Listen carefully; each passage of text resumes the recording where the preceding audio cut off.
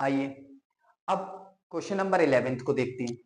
Question number 11 मैंने fusion and fusion second last chapter, second last chapter जो है आपका कौन सा, न्यूक्लियर एनर्जी वाला, उससे मैंने ये लिया है। अच्छा क्यों लिया वो, क्योंकि ये बहुत ज्यादा इंपॉर्टेंट था उस चैप्टर से, न्यूक्लियर एनर्जी वाला चैप्टर से, कि फिजन एंड फ्यूजन बार बार पूछा जा रहा था 2 या 3 नंबर में। नंबर मैटर नहीं करते, टॉपिक मैटर करता है कि टॉपिक पूछा क्या जा रहा है। ठीक है, और ये अगर आपको मालूम हो कि क्या पूछा जा रहा है तो आप अच्छी तरीके से उसे डील कर सकते हैं, अच्छे तरीके से उसे टैकल कर सकते हैं उस क्वेश्चन को करने में। ठीक है, फिजन एंड फ्यूजन आज मैं बताने वाला हूं कैसे होगा, इसको कैसे समझेंगे। तो सबसे पहले तो यही दो बातें हैं। आप में से कुछ बच्चों को फ्यूजन फिजन आपको आता होगा, फ्यूजन भी आपने पढ़ रखा होगा, और कुछ होंगे जो नए सुन रहे होंगे कि फिजन है क्या आखिर, न्यूक्लियर फिजन। तो कुछ इस तरीके से समझाऊंगा, दोनों ही लोगों को बिल्कुल इक्वली सटीक समझ में आएगा। तो सबसे पहले तो इस चीज पर ध्यान ही नहीं देना है आपको। ये वाली चीज तो वो है कि भाई आपको जैसे ही मैं समझा दूंगा आपको ऑटोमेटिकली ये बात दिमाग में घर कर जाएगी, मतलब बिल्कुल स्टोर हो जाएगी ये सारी, ये तीनों लाइनें कि ये लिखनी कैसे हैं और ये क्यों लिख रहे हैं, इस तरीके की चीज तो वो आपको तुरंत समझ में ही आ जाएगी जैसे ही मैं बताऊंगा। सबसे पहले न्यूक्लियर फिजन समझते हैं। आई होप ये क्लियर होगा, दिख रहा होगा। मैं ज्यादा अभी बड़ा लिख नहीं रहा हूं क्योंकि यहाँ स्पेस कम है, मेरे को समझाना और है। तो न्यूक्लियर फिजन को सबसे पहले समझते हैं। देखो आज आज से पहले आपने जितनी बार भी ये पढ़ा होगा या आज आप पहली टाइम्स पढ़ रहे हैं, उससे कोई मैटर नहीं होता। जब भी पढ़ रहे हो दिमाग खोल के पढ़िए, आपको पूरा समझ में आएगा। सबसे पहले ये जो एक रिएक्शन होती है न्यूक्लियर फिजन, वो एक ऐसी चीज को देखा साइंटिस्ट लोगों ने या वैज्ञानिकों ने कि भाई एक भारी न्यूक्लियस ले लो, भारी क्या ले लो, एक न्यूक्लियस ले लो हैवी वेट का, जिसका एटॉमिक नंबर बहुत हाई हो। ठीक है, मैंने एक हैवी न्यूक्लियस ले लिया, अभी मैं नेमिंग कुछ नहीं करूंगा कि कौन सा है ये वो, मैं कुछ नहीं बताऊंगा। मैं सिर्फ ये बता रहा हूं, मैंने लिख दिया आपके सामने कि ये हैवी है, हैवी है। उसके बाद मैंने क्या आपसे बोला कि भाई इस पर एक 0 n 1 यानी न्यूट्रॉन, ये सिंबल है न्यूट्रॉन का, 0 n 1 को मैं तेज से, किससे, बहुत स्पीड से इस पर एक टक्कर करा दूं। क्या करा दूं, एक टक्कर करवा दूं, बहुत स्पीड से इस पर टक्कर करवा दूं। किस पर, एक हैवी वेट वाले न्यूक्लियस पर। ठीक है, अब बोलेंगे ठीक है ऐसा करवा सकते हैं, न्यूट्रॉन है, न्यूट्रॉन को करवा दो न्यूक्लियस से टक्कर, क्या होगा, कुछ नहीं होगा। पर देखो अब हमारे चैप्टर में क्या हमको बताया गया चीज, कि जब भी हम, अब देखो अब बात शुरू हुई, जब भी हम किसी भारी न्यूक्लियस से, भारी न्यूक्लियस पर किसी न्यूट्रॉन की जब हम टक्कर करवाते हैं, और वो भी स्पीड से, और वो भी स्पीड से जब टक्कर करवाते हैं, तो वो भारी न्यूक्लियस हल्के हल्के न्यूक्लियसों में डिवाइड हो जाता है।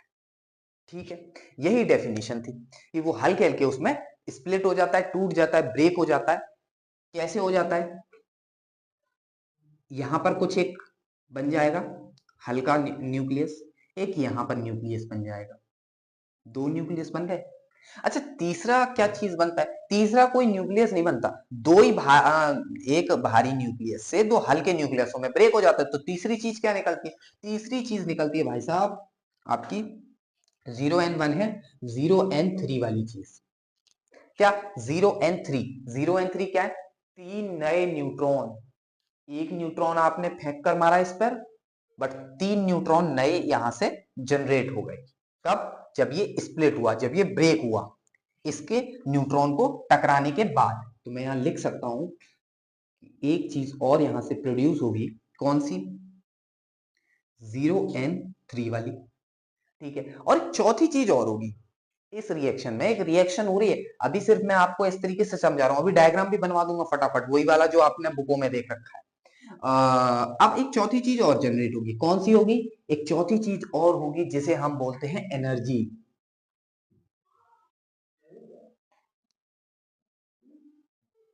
एनर्जी, एक एनर्जी और बहुत ज्यादा, अ लॉट ऑफ एनर्जी, यानी बहुत एक बड़ी मात्रा में एनर्जी और जनरेट होती है इस रिएक्शन से। अच्छा, एनर्जी बोले तो आपकी अगर भाषा में बता दूं तो हीट होती है भाई साहब, वो एनर्जी हीट हीट प्रोड्यूस होती है इस रिएक्शन को करने वक्त। और कितनी होती है मैं बता दूं, वेरी हाई, बहुत एक बड़ी बड़ी मात्रा में, किसमें, बड़ी क्वांटिटी में। एनर्जी बोल लो, हीट बोल लो, कुछ भी बोल लो, बात एक ही है, वो प्रोड्यूस होती है। बस इतना ही चीज हमारी क्या थी, फिजन थी, न्यूक्लियर फिजन। न्यूक्लियर फिजन बस इतना ही था। बहुत आसान है ये तो, क्या है, एक भारी न्यूक्लियस ले लिया। अच्छा, न्यूक्लियस बता दूं, किसी भी एटम के अंदर जो एक सेंटर के अंदर एक भारी ठोस चीज होती है जिसे हम न्यूक्लियस बोलते हैं। क्या बोलते हैं, न्यूक्लियस। न्यूक्लियस के अंदर न्यूट्रॉन बैठा होता है, प्रोटॉन बैठा होता है, दोनों, और दोनों टाइटली अट्रैक्ट करते हैं एक दूसरे को, जिसको हम क्या बोलते हैं, अभी पीछे पढ़ाया है, बाइंडिंग एनर्जी। ओके, तो ये चीजें मैं बताते रहूंगा आगे पीछे दोनों जगह, कोई बात नहीं। इसको जरा हम एक वैसे मेथड से समझते हैं कि ये लिखा कैसे जाएगा। और अब तो ये तो चलो एक्सप्लेनेशन हो गया, हमें क्या पूछा था, एक्सप्लेनेशन पूछा था, तो इस तरीके से एक्सप्लेनेशन करवा दिया। लेकिन हमें ना एग्जाम्पल पूछा था भाई, एग्जाम्पल, कि एग्जाम्पल दो जरा। तो एग्जाम्पल देने के लिए मैं लिख देता हूं आपके लिए एक एग्जाम्पल, बढ़िया सा। इसको भी लिखना है, आप चाहें तो इसको भी लिख सकते हैं, यहाँ वेरी हाई लिख दीजिए, हीट लिख दीजिए, एनर्जी लिख दीजिए, पूरा पूरा पता आएगा। लेकिन इन डॉटेड की जगह ना आपको थोड़ी थोड़ी चीजें लिखनी पड़ेंगी एग्जांपल के लिए, कि आपने माना क्या है। वो हाई, जो बहुत भारी आपने न्यूक्लियस लेट किया है वो कौन सा है, वो भी बताना पड़ेगा। तो वो चीज मैं यहाँ एग्जाम्पल में लिख देता हूँ। ये दिख रहा होगा मेरे ख्याल से यहाँ तक, एग्जाम्पल, ठीक है। एग्जाम्पल में क्या देखेंगे, एग्जाम्पल में अपन देखेंगे एक, चलो 92 यूरेनियम 235 का आप ले लो, क्या, 92 235, इसको ऐसे याद रखते हैं, 92 235 का एग्जाम्पल, इसमें न्यूक्लियर एनर्जी वाले चैप्टर। ठीक है, हमने क्या करा था, हमने बोला था कि भाई एक हमें भारी न्यूक्लियस लेट करना पड़ेगा, लेट करना पड़ेगा, मान लो कि उसको उसको उसमें रिएक्शन में यूज कर रहे हैं हम। 92 235 यूरेनियम, यू क्या है, यू है यूरेनियम। इस पर हम एक न्यूट्रॉन 0n1 हम इससे क्या करवाते हैं, रिएक्ट करवाते हैं। अच्छा, यहां पर मैंने एक एरो बनाया, वहां लिख दिया स्पीड से आ रहा है, हिंदी वाले बच्चे तीव्र गति से लिखेंगे यहाँ पर, ठीक है। तो ये चीज तो एक एग्जाम्पल हो गया, एक एक्सप्लेनेशन हो गया कि इस तरीके से हो रही है। लेकिन जब वो बोलेगा ना एग्जाम्पल, या एग्जाम्पल नहीं तो रिएक्शन, तो रिएक्शन कुछ इस टाइप से लिखी जाती है, ये जरा ध्यान रखना।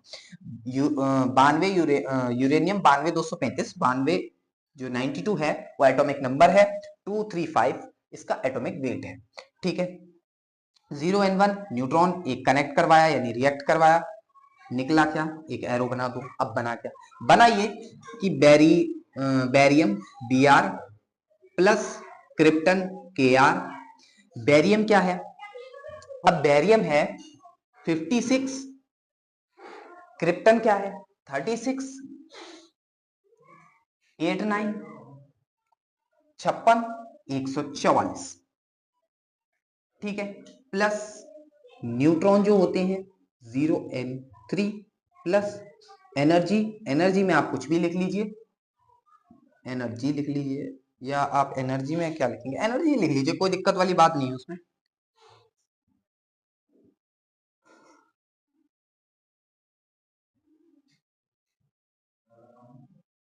एक मिनट रुकिएगा, मैं जरा इसको बिल्कुल क्लियर कर दूं। 0n1 यहां से कनेक्ट हुआ, एनर्जी यहां से। अच्छा, आप थोड़ा सा ना अभी कंफ्यूज हो गए होंगे कि भाई ये क्या लिख दिया, बैरियम 56 144, क्रिप्टन 36 89, मतलब 36 89, और 0n3 प्लस एनर्जी। यहाँ तो समझ में आया था, कि यहाँ जो लिखवाया था वो तो समझ में आया, लेकिन यहाँ वाला थोड़ा सा ना समझ में नहीं आ रहा, तो वो बता दो, वो बता देते हैं। देखो, मैंने बताया था कि आपको एक हैवी वेट का क्या लेना था, हैवी वेट का लेना था हमें एक न्यूक्लियस, चलो ले लिया न्यूक्लियस, तो वो कुछ भी ले सकते हो आप, वो कुछ भी ले सकते हो आप, हैवी वेट का न्यूक्लियस। यूरेनियम ले लो, यूरेनियम से आगे वाला पिछला वाला कोई भी ले लो, सब पे वो होगा। हमें तो भारी, मैंने तो यही बोल दिया था ना कि भारी न्यूक्लियस होना चाहिए, जिन जिन का भारी हो ले लो, कोई दिक्कत नहीं पड़ती। मैंने बोला था एक न्यूट्रॉन उससे रिएक्ट करवाना है, करवा दो, 0n1। अच्छा 0n1, अगर कोई पूछे 0n1 क्या है, तो वन न्यूट्रॉन को हम अगर डिनोट करते हैं तो 0n1 से कर देते हैं, ये बात ध्यान रखना, ठीक है। आगे बढ़ो, आगे क्या चीज मैंने लिख दी, मैंने लिख दी कि बेरियम लिख दिया, क्रिप्टन लिख दिया, तो ये बात अब ध्यान रखनी है, क्या ये बात ध्यान रखनी है कि जब भी यूरेनियम का अगर मेरा वाला आप एग्जांपल यूज करें एग्जाम में, तो ये वाली चीज याद करके जाना, रट के जाना कि 56 144 और 36 89 इनके एटॉमिक नंबर और वेट होते हैं। 56 144, 36 89, 36 इसका एटॉमिक नंबर, 89 इसका एटॉमिक वेट होता है, ठीक है, ये याद रखना है। अच्छा ये जो दो भागों में टूटते हैं, ये फर्स्ट ये सेकंड, वो दो ये बेरियम क्रिप्टन होते हैं। अगर किसी और आप लेंगे, कोई और भारी न्यूक्लियस ले लेंगे, हैवी न्यूक्लियस ले लेंगे, तो उसका आप देखिएगा अपनी बुक में या कहीं भी देखिएगा कि वो कौन से दो अलग अलग हल्के न्यूक्लियसों में टूटेगा। अगर यूरेनियम का लेंगे तो यूरेनियम बेरियम और क्रिप्टन में ही टूटेगा। ये बता दिया, 56 144 36 89, ये तो याद ही रखने पड़ेंगे, अब इसमें तो कोई बात ही नहीं है। अच्छा मैंने बोला कि हर एक रिएक्शन में 3 नए न्यूट्रॉन निकलेंगे, तो वो 0 और 3 हो जाएगा, भाई डिनोट है, ठीक है। और प्लस मैंने बोला लास्ट में एक एनर्जी निकलेगी, हीट निकलेगी, जो कि बहुत लॉट ऑफ एनर्जी होगी, तो वो एनर्जी भी लिख दीजिए साथ में। और ये आपका मिलाकर फुल एग्जाम्पल या रिएक्शन हो जाती है किसकी, न्यूक्लियर न्यूक्लियर फिजन की, ओके, किसकी, न्यूक्लियर फिजन की, यही न्यूक्लियर फिजन होता है, ठीक है। अच्छा एक्सप्लेन कर दिया भैया कैसे होता है, बता दिया, एग्जाम्पल बता दिया आपने, तो पूरा का पूरा इसको तो हम रट लेंगे, नहीं तो फिर भैया समझ ही लेंगे, है ना, रट लो नहीं तो समझ लो, ज्यादा से ज्यादा यही कह सकते हैं कि अगर ज्यादा नहीं समझ में आ रहा इसको याद कर लो, कॉपी पे लिख लो, अगर आएगा तो एग्जाम्पल में ये छाप देना, और ऊपर वाली चीज अब जो मैं बताने वाला हूं वो बिल्कुल याद कर लो, समझ लो, रट लो, क्या है। अब देखो अब सारी चीज समझ में आएगी, कनेक्ट भी होगी। न्यूक्लियर फिजन, यहाँ पे ये चीज पूछी है तो भैया न्यूक्लियर फिजन से शुरू कर देना। इज अ न्यूक्लियर रिएक्शन, एक न्यूक्लियर रिएक्शन होती है जो कि इस टाइप से होती है, nuclear reaction that splits an atom, यानी एटम को, जो एटम होता है उसको तोड़ते हैं इनटू स्मॉलर न्यूक्लियाई। अच्छा न्यूक्लियाई लिख लो या न्यूक्लियस लिख लो, बात एक ही है, मैंने बता दिया है। स्मॉलर न्यूक्लियाई यानी कि दो नए छोटे छोटे न्यूक्लियस में ब्रेक हो जाते हैं, स्प्लिट हो जाते हैं, स्प्लिट में इसमें टूट नहीं होता है, ठीक है, रिलीजिंग एनर्जी, एनर्जी को रिलीज करते हैं। अच्छा न्यूट्रॉन वाली बात यहाँ नहीं लिखी, तो ऐसी कोई बात नहीं है कि न्यूट्रॉन की बात वहां लिखनी चाहिए या नहीं लिखनी चाहिए, मैंने आपकी शॉर्ट से शॉर्ट डेफिनेशन बनाने के लिए यहाँ पर इसको छोटा कर दिया, ठीक है। अच्छा लास्ट वाली लाइन मैंने क्या लिख दी, लास्ट वाली लाइन एक और लिख दी, ये बढ़िया लाइन है, it's process that's used in nuclear power plant to generate electricity. अब अच्छा कुछ कुछ बच्चों के मन में एक सवाल आएगा कि ये जो हम चीज देख रहे हैं न्यूक्लियर फिजन, ये काम कहाँ कहाँ आती है, इसका काम क्या है, तो मैं बता दूं आप सभी को कि ये परमाणु जो बम बनाते हैं हम लोग, जो एपीजे अब्दुल कलाम ने क्या बनाया था, परमाणु बम, न्यूक्लियर न्यूक्लियर बॉम्ब जो बनाया था वो किस पर बेस्ड था, न्यूक्लियर फिजन पर बेस्ड था, ओके। और जो हमारी इलेक्ट्रिसिटी जनरेट की जाती है वो आपको बताया गया होगा कि वाटर से करी जाती है, डैम से टरबाइन घुमाकर की जाती है, तो वो भी एक चीज सही है कि हाँ भाई इलेक्ट्रिसिटी डैम के पानी से टरबाइन घुमाकर जनरेट की जाती है, बट कहीं ना कहीं न्यूक्लियर पावर प्लांट से भी हम इलेक्ट्रिसिटी जनरेट करवा लेते हैं, वो कैसे है वो भी बता दी जाएगी। फिलहाल आप इतना याद रखिए, वीडियो ज्यादा लंबी ना हो, ये आप नोट कर लीजिए, पूरा स्क्रीनशॉट ले लीजिए, यहीं तक है। अभी फ्यूजन बचा है, मैं फ्यूजन भी बता रहा हूं, फटाफट आप इसको देखिए तब तक।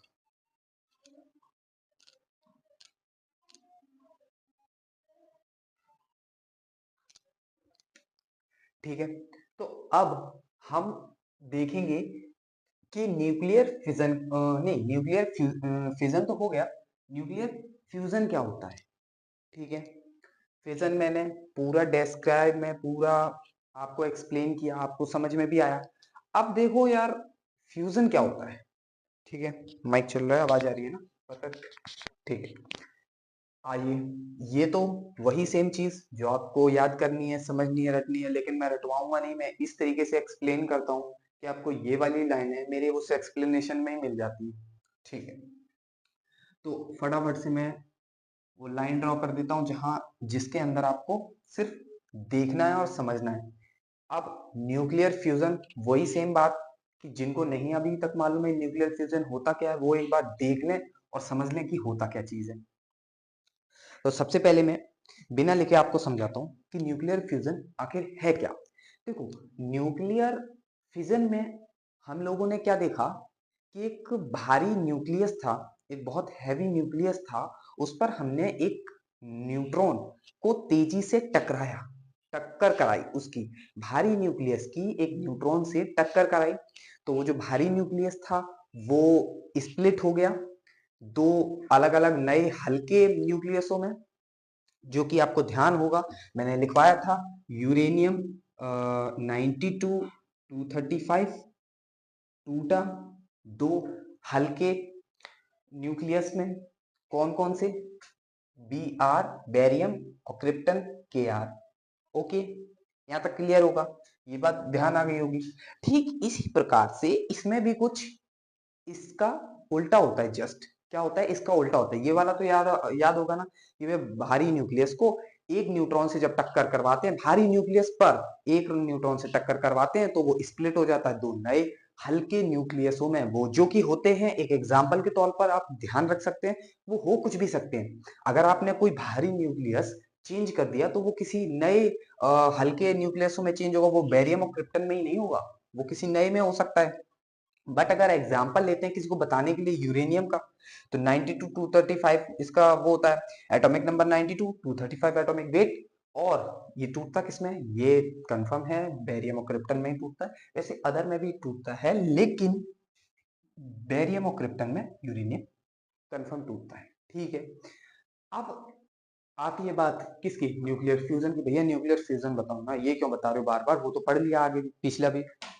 देखो, उसी से थोड़ी कनेक्टेड बात है, इसलिए मैं थोड़ा सा इस पे रिवाइज करवा रहा था कि अब देखो, अगर फ्यूजन समझना है तो फ्यूजन को लिख लेते हैं सबसे पहले, क्या, न्यूक्लियर फ्यूजन। ओके, देखो एक बात देखो, मैंने जितना जैसा बताया इसमें वो ध्यान रखना। अब जो बात इसमें आ रही है वो देखो, मैंने कह दिया कि दो हल्के न्यूक्लियस, क्या, दो हल्के न्यूक्लियस, में थोड़ी सी नॉर्मली हिंदी बोलता हूं ताकि आपको ज्यादा मेरी वीडियो में ऐसा भी ना लगे बिल्कुल सीबीएसई बोर्ड चल रहा है, बहुत हार्ड इंग्लिश चल रही है, इसलिए मैं थोड़ा उतना हार्ड वर्ड यूज कर भी नहीं रहा हूँ। ठीक है, जो फिजिक्स के वर्ड होते हैं, पूरी वर्ड अगर मैं फिजिक्स में बात करने लगूं या बोलने लगूं, पूरी वीडियो बनाने लगूं, तो आपको तो बिल्कुल ऊपर से जाएगा सर से। इसलिए मैं ऐसा कुछ करता हूँ कि ताकि वो टॉपिक आपको इजीली समझ में आए, और समझ में आना भी चाहिए, क्यों, आप क्लास में हैं उसकी। न्यूक्लियर फ्यूजन, आपको क्या लेने हैं अब, दो हल्के न्यूक्लियस लेने हैं। क्या क्या कहा मैंने, दो हल्के न्यूक्लियस, भैया ऐसे वाले बी आर और क्रिप्टन, बिल्कुल हाँ, बिल्कुल हाँ। पर उसके कंपैरिजन में बहुत, मैंने क्या बोला, वेरी, बहुत ज्यादा आ, कम वेट के लेने हैं, लो वेट के, जिनका बहुत ही कम वेट हो, क्या हो, कम। ठीक है भैया, ले लिए। कौन सा ले लेंगे, सबसे कम तो किसका होता है, हाइड्रोजन का होता है, तो चलो हाइड्रोजन ही ले लेते हैं दोनों जगह। ठीक है, इस बात से एग्री करते हैं, ले लिए दो हल्के न्यूक्लियस। अब करना क्या है, ये जब आपस में क्या करेंगे, इनको इनकी टक्कर करा दो, आपस में इनकी टक्कर करा दो, होगी टक्कर ही दोनों केसेस में। वहां न्यूट्रॉन करता है भारी न्यूक्लियस से, यहाँ दो हल्के न्यूक्लियस आपस में टक्कर करवा देते हैं। अगर हम करवा दें आपस में टक्कर, तो होता क्या है, अब देखिए, टक्कर करवाई, टक्कर से क्या रिजल्ट निकला, अपन वो देखते हैं। रिजल्ट ये निकलेगा, रिजल्ट सिंपल है कि जैसे ही दो हल्के न्यूक्लियस टकराते हैं, तो वो दो हल्के न्यूक्लियस जुड़ करके, यानी कि कंबाइन होकर एक भारी न्यूक्लियस बना देते हैं। क्या, दो हल्के न्यूक्लियस जब टकराते हैं एक दूसरे में और फिर एक तरीके से कह सकते हैं कंबाइन हो जाते हैं, जुड़ जाते हैं और एक भारी न्यूक्लियस का क्या कर देते हैं, आप निर्माण कर देता है, वो क्या कर देता है, बना देता है एक भारी न्यूक्लियस। चलो भारी न्यूक्लियस बना देता है तो मैं लिख देता हूँ, चलो भारी न्यूक्लियस, बड़ा बना देता हूँ, चलो आपकी समझ के लिए लो बड़ा बन गया। सिंपल सी बात है कि भैया छोटे छोटे मिलकर बड़े बन गए, लेकिन ये बड़ा थोड़ा सा चेंज हो जाता है कि भैया वो कोई न्यूक्लियस अलग था हल्का, ये क्यों न्यूक्लियस अलग था हल्का, हल्का न्यूक्लियस, ये अब जो भारी न्यूक्लियस बना है वो कुछ और बन गया होगा, शायद हाइड्रोजन ना रहा हो, कुछ और बन गया हो, वो देखेंगे अभी हम। चलो ये भारी में बन जाता है क्या, हल्के न्यूक्लियसों की टक्कर कराने पर वो भारी न्यूक्लियस बन जाते हैं। और दूसरी चीज क्या होती है उसी दौरान, उसी दौरान एक और चीज होती है कि हमारा एक न्यूट्रॉन और 0n1 निकलता है इसी में से, ठीक है 0n1। अच्छा भैया कोई और भी चीज होती है, हाँ जी क्यों नहीं होती है, एक और होती है, एक और वही तीसरी चीज एनर्जी, वही तीसरी चीज एनर्जी पीछा नहीं छोड़ेगी भाई साहब, कुछ भी कर लो। एनर्जी को आप हीट बोल सकते हैं, जो कि मैं आपको पीछे भी बता चुका हूं, ठीक है। अब देखो, अब सारी बात कनेक्ट हो जाएंगी। यहाँ क्या था आपका भारी न्यूक्लियस, भारी न्यूक्लियस पर किसकी टक्कर करवाई थी हमने, 0n1 यानी एक न्यूट्रॉन की। अच्छा न्यूट्रॉन को डिनोट ऐसे करते हैं, एक न्यूट्रॉन तो 0n1, दो न्यूट्रॉन 0n2, तीन न्यूट्रॉन 0n3। ओके पूरी बात क्लियर, इसकी इससे टक्कर कराई तब ये स्प्लिट होता है दो नए भागों में, दो हल्के न्यूक्लियस में। कौन से दो हल्के न्यूक्लियस में, अपने से हल्के न्यूक्लियस में। लेकिन फिर बाद में भी कैलकुलेट करते हैं और एनर्जी को भी कैलकुलेट करते हैं तो वो रहता कंजर्व ही है, बट वो इसलिए कभी कंजर्व नहीं दिखता है क्योंकि भाई तीन नए न्यूट्रॉन प्रोड्यूस हो जाते हैं इसी से, और लॉट ऑफ एनर्जी भाई हमको मिल जाती है, इसलिए वो चीज एकदम कंजर्व दिखती नहीं है, बट होती कंजर्व ही है अगर पूरा कैलकुलेशन करें एनर्जी को मिलाकर, ठीक है। इस वाले केस में देखो दो हल्के न्यूक्लियस को मिलाया यानी कि कंबाइन करवाया, अच्छा कंबाइन करवाया धीमे धीमे नहीं, very high speed,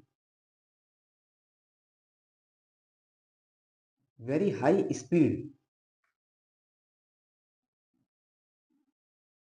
very high speed से एक दूसरे को टक्कर करवाई, क्या टक्कर करवाई, ये बात ध्यान रखना, बहुत तेजी से बहुत वेरी हाई स्पीड से टक्कर करवाई हमने किनकी, दो हल्के न्यूक्लियस की।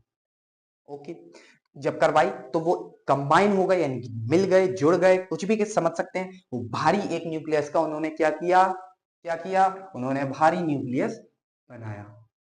भारी न्यूक्लियस बनाने के बाद, अच्छा भारी न्यूक्लियस वो उन पर डिपेंड करेगा कि आपने दो हल्के न्यूक्लियस लिए कौन से हैं, है ना, तो वो उस पर करेगा, इसलिए मैंने यहाँ कुछ लिखा नहीं है अभी, अभी बताऊंगा जब वैसी एक रिएक्शन लिखवा, मतलब एक इक्वेशन बनवाऊंगा जो कि आपको लिखनी होगी एग्जांपल में।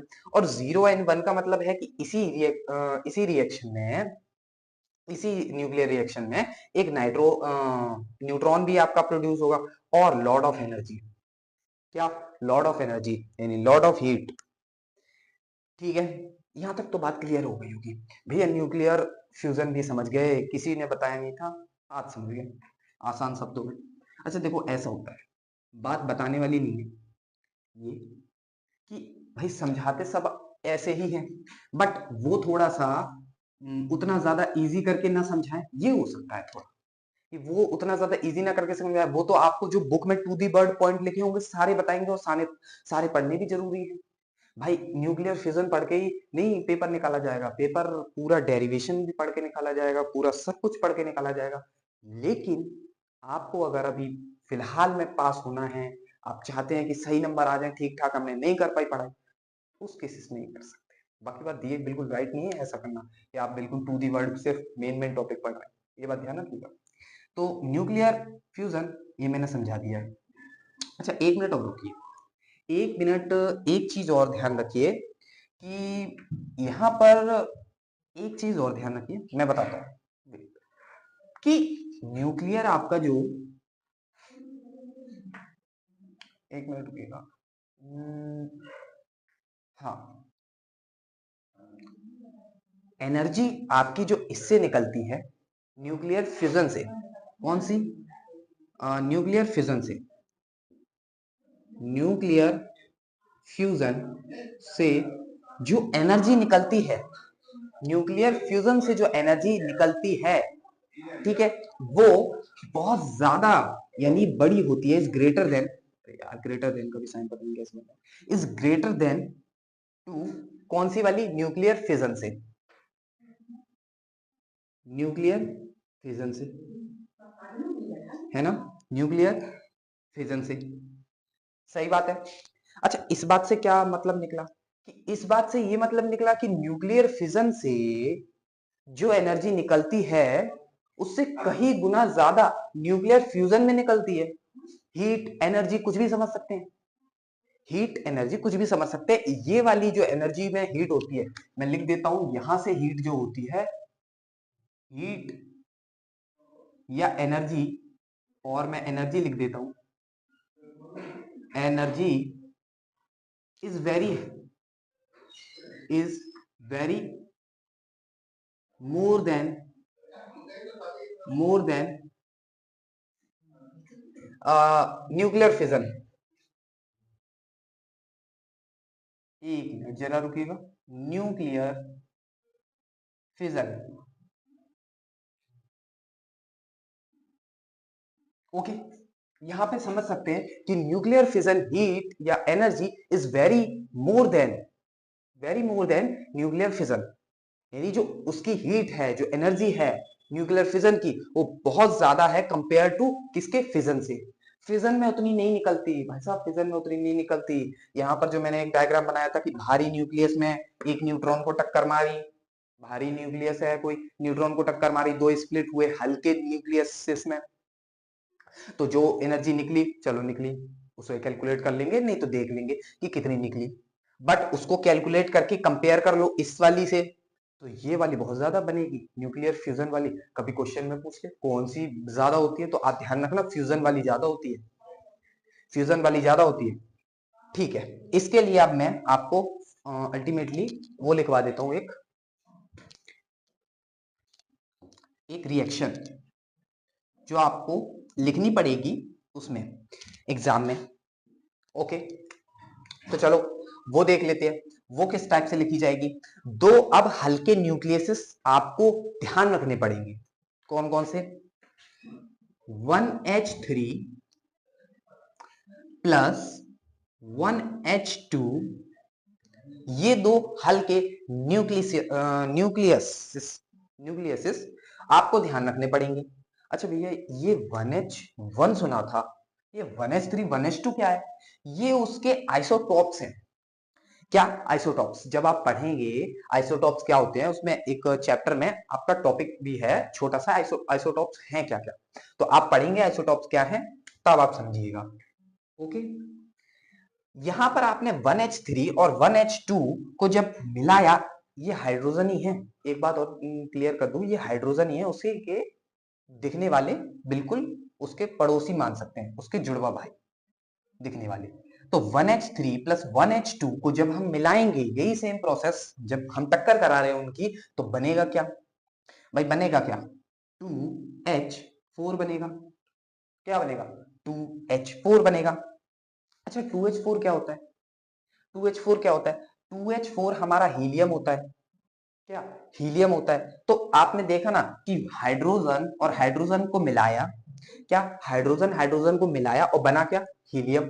अच्छा कुछ और भी बना, और भी मैं, एक न्यूट्रॉन भी बना, तो 0 N 1 लिख दो, और कुछ और भी बना, हाँ बना, एनर्जी बनी, एनर्जी इसमें अगर आप ध्यान रखें तो 7.3 MeV बनती है, 7.3 MeV, ओके, अगर ये ध्यान रख पाए तो।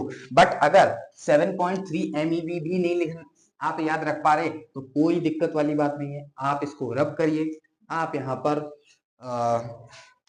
एनर्जी लिख दीजिए,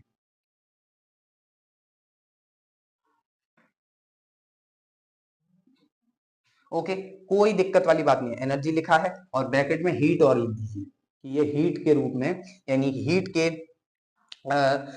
रूप में ये आपको नजर आती है, किसमें, न्यूक्लियर फ्यूजन में। यहां तक कोई दिक्कत, 1H3 प्लस 1H2 जब मिलाए तो बना क्या, 2H4 प्लस एक न्यूट्रॉन प्लस एनर्जी। यहां तक बात क्लियर होगी, इसके मुझे नहीं लगता कि इसके आगे कोई डाउट होगा। ये वाली रिएक्शन आपको लिखनी है किसमें, एग्जाम्पल में, ठीक है।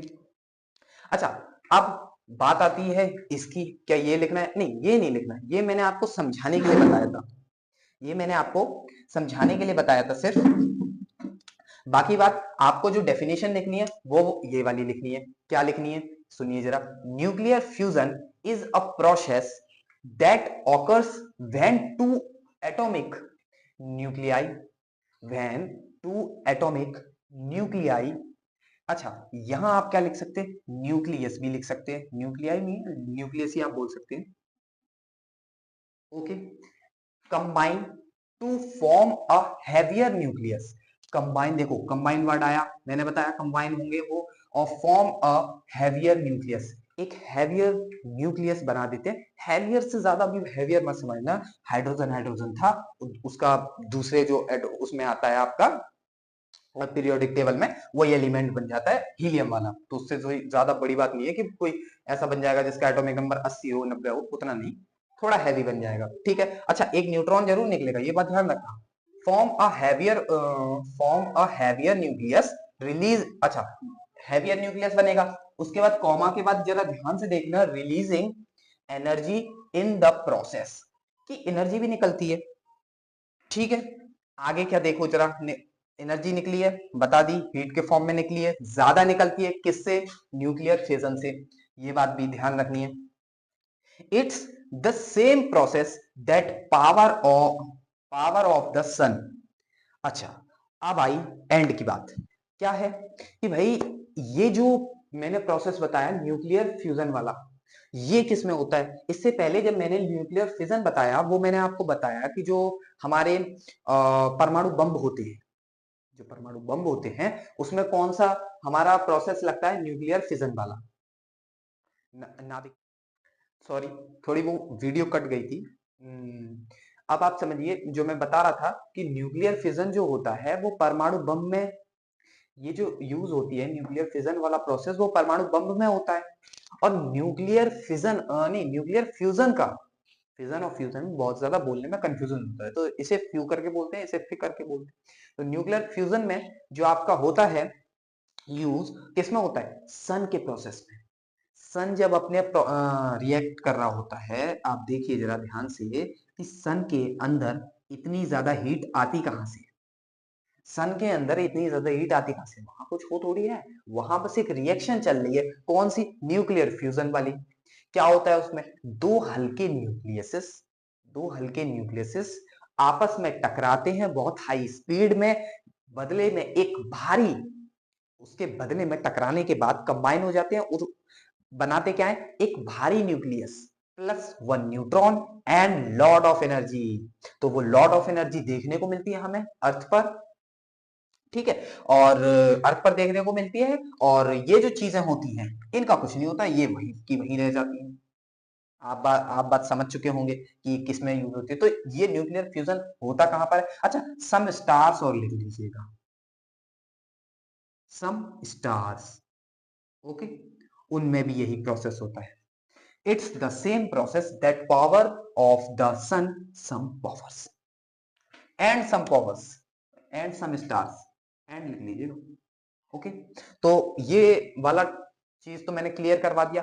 अब आप यहां तक देख सकते हैं कि ये डेफिनेशन हो गई, और 2025 में भाई साहब लिख के ले लीजिए, इसकी प्रोबेबिलिटी है, इसकी क्या है? प्रोबेबिलिटी है। और एक बात और मैं आपको बता दूं कि ऐसा नहीं होता कि कोई भी बोर्ड का पेपर लीक करवा देता है। समझ रहे हैं मेरी बात को कि नहीं? बोर्ड का पेपर कोई भी है ना लीक नहीं करवा सकता है। वो जो उनका जो देने का मन होगा वो तो वो देंगे, वो ऐसे में से तो कुछ भी ना दें, अगर उनका मन करे वो तो कुछ भी दे दे। अभी जैसे कि आपने देख रखा है सीबीएसई क्लास 12th का फिजिक्स का पेपर जैसा आया है, बहुत हैवी आया है, पर हैवी कुछ नहीं आया है।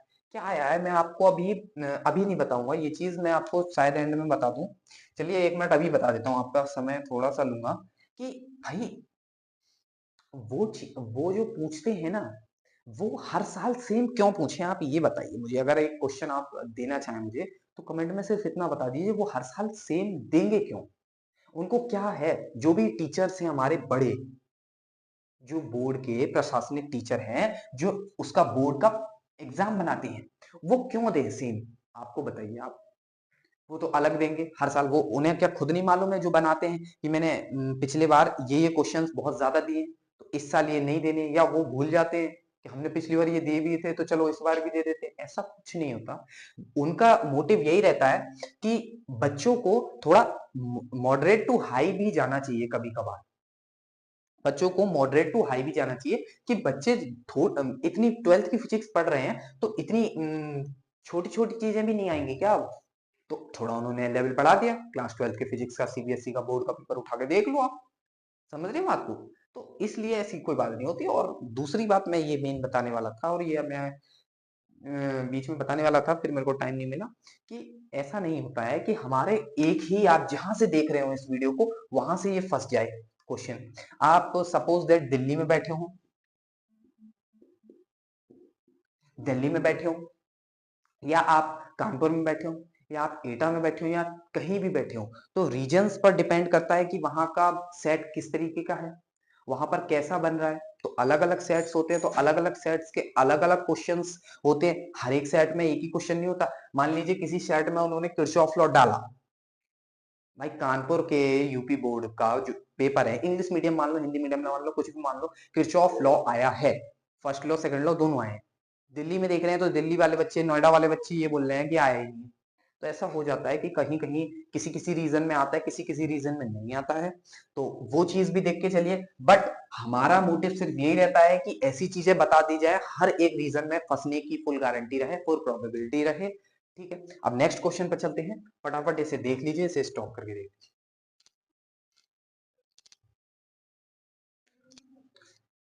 ओके, तो क्वेश्चन नंबर 12 देखते हैं आप। क्वेश्चन नंबर 12 कौन सा है? Diagram of PN junction diode. ठीक है, ये मैंने लास्ट, मेरे ख्याल से हाँ लास्ट ही चैप्टर है ये। वैसे मैंने प्रीवियस ईयर क्वेश्चन लिया है, पीवाईक्यू है, हर साल नहीं पूछा जा रहा है ये, आ जाता है एक साल छोड़ के, आप जैसा भी है, पर बहुत इंपॉर्टेंट है पीएन जंक्शन का डायग्राम। ठीक है, तो आज मैं आपको पीएन जंक्शन का डायग्राम बनाना सिखाऊंगा। ओके, कि डायग्राम बनाना कैसे है आपको। वो डायग्राम बनाते बनाते आप ऐसा बनाना सीख जाएंगे कि बिल्कुल आपको याद सा हो जाएगा कि उस डायग्राम में मुझे करना क्या है और लिखना क्या है। ठीक है, डायग्राम आता है, और ये मान के चलो कि ये चार, हाँ 4 नंबर के आता है, 4 नंबर के क्वेश्चन में ये आ जाता है। ओके, ठीक है, कोई बात नहीं। फटाफट पीएन जंक्शन समझेंगे सबसे पहले, फिर समझेंगे फॉरवर्ड बाइसिंग। क्या फॉरवर्ड बाइसिंग क्या होता है भाई? फॉरवर्ड बाइसिंग भी तो पूछ लेता है कभी कभी। Right diagram of PN junction नहीं पूछता है, right diagram of PN forward biasing. और एक होता है रिवर्स बाइसिंग। तो ये दोनों ही किस तरीके से क्रिएट किए जाते हैं मैं बताऊंगा आज। इनके दोनों के डायग्राम तो 3 हो गए आपके पास। एक पीएन जंक्शन का, एक पीएन जंक्शन में जब वो फॉरवर्ड पूछ लेता है तब, और एक जब रिवर्स पूछ लेता है तब का। तो 3 डायग्राम होते हैं। कभी कभार इस तरीके से पूछ लेता है कि पीएन जंक्शन के फॉरवर्ड बाइसिंग का आप डायग्राम बताइए। तो आपको पीएन जंक्शन नहीं बनाना होता है, सिर्फ पीएन जंक्शन नहीं बनाना होता है, उससे कनेक्टेड एक फॉरवर्ड बनाना होता है। अभी आपको थोड़ा सा कंफ्यूजन हो रहा होगा बनाना एग्जैक्टली क्या है, मैं बताऊंगा कि क्या पूछेगा तब क्या बनाना है। वो चलिए शुरू करते हैं। सबसे पहले देखेंगे आप कि भाई पीएन जंक्शन का अगर सिंपल सिंपल पूछ रहा है क्या लिखा आएगा? Diagram of PN junction, not forward not reverse, कुछ नहीं बोला होगा, पीएन जंक्शन बोल रखा है, डायग्राम भी बोल रखा है, लास्ट में कहीं भी लिख दिया डायग्राम। सिंपल से आपको क्या काम करना है, खाली पेज लेना है, आपको एक रेक्टेंगुलर शेप बनानी है। सबसे पहले इजी वे में बता रहा हूं, जिनको बिल्कुल भी नहीं आता है वो उनके लिए है। थोड़ा सा इधर कर लेता हूं मैं इसको, ताकि आपको बिल्कुल अच्छा अच्छा दिखे, बिल्कुल ठीक ठीक दिखे।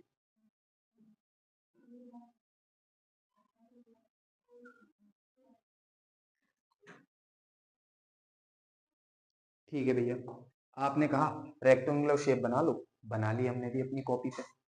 अच्छा, पीएन जंक्शन का ही डायग्राम बनवा रहे हो ना भैया? वही बनवा रहे हैं जी। अब करना क्या है आपको, मैंने कहा कि एक डॉटेड लाइन बिल्कुल सेंटर में, एक लंबी सी डॉटेड लाइन खींच लो, सेंटर में खींचना ताकि बढ़िया दिखे। जी भैया खींच ली यार, और थोड़ी सी गैप देके खींच लेना। ओके भैया, सही कर लिया यार। ऊपर नीचे थोड़ी थोड़ी निकाल देना वो डॉटेड लाइन। ठीक है, अब आपको क्या करना है, मैं बोल रहा हूं अब जो डॉटेड लाइन के बीच में जगह बची है उसमें एक स्ट्रेट लाइन खींच दो। खींच दी भैया, अब क्या करें? ठीक है, अब मैं आपको सिर्फ अब आई बात समझने वाली। ठीक है, अब बात समझने वाली इतनी आई कि आप एक बात देखिए, इधर को क्या बोलेंगे, इधर मतलब कॉपी में आपने बना रखा है तो अपने लेफ्ट हैंड साइड में जो आपको बॉक्स दिख रहा है उस बॉक्स के नीचे लिखिए पी टाइप, और दूसरे टाइप वाले को क्या लिखेंगे, दूसरे बाजू वाला जो राइट हैंड साइड में है उसे क्या बोलेंगे, n type. Okay, left hand side में जो होगा वो पी टाइप, ये एन टाइप। अच्छा, इसका ये समझ सकते हैं कि पी कौन सा होगा, एन कौन सा होगा। पी पहले आता है इधर वाला, एन बाद में आता है ऊपर वाला। ठीक है, पी टाइप और n type, p left hand वाला, राइट राइट वाला, एन टाइप। ठीक है, उसके बाद क्या करेंगे, उसके बाद सबसे पहले देखेंगे कि पी टाइप के अंदर क्या भरना है और एन टाइप के अंदर हमें एग्जैक्टली भरना क्या है। ठीक है, तो अब अगर इसमें भरने की बात आती है तो आपको एक चीज मालूम होनी चाहिए कि इलेक्ट्रॉन और होल्स इसमें होते हैं पीएन जंक्शन में। अगर आपको मालूम है कि इलेक्ट्रॉन्स क्या होते हैं और होल्स क्या होते हैं तब तो अच्छी बात है, वरना आपको इन्हें पता होना चाहिए कि होल्स और इलेक्ट्रॉन क्या काम करते हैं।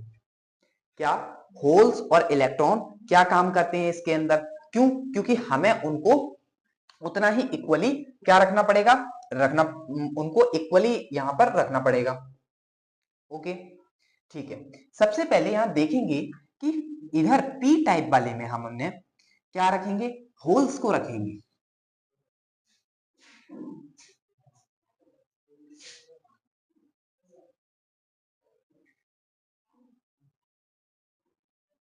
भैया ये क्या बना दिया आपने, तो सर्कल सर्कल छोटे छोटे कर दिए।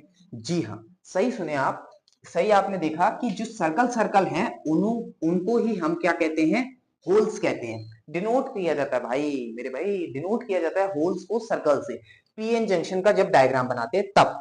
ठीक है भाई, अब एक मेरे भाई बात देखना कि इलेक्ट्रॉन को किससे डिनोट करेंगे पीएन जंक्शन के डायग्राम में, वो करेंगे हम किससे, एक पॉइंट से। एक बड़ा पॉइंट ले लो आप, गोल गोल गोल गोल गोल गोल बड़ा पॉइंट ले लो, तो वो पॉइंट किसको डिनोट करेंगे, इलेक्ट्रॉन को।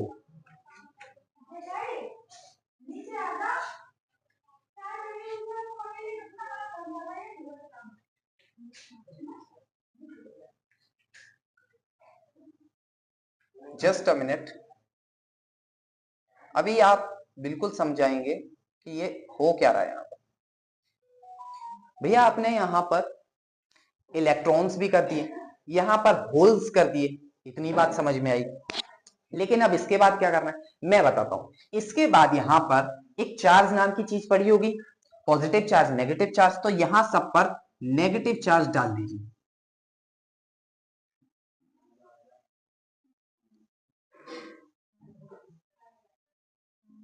ओके, और यहां सब पर पॉजिटिव चार्ज डाल दीजिए।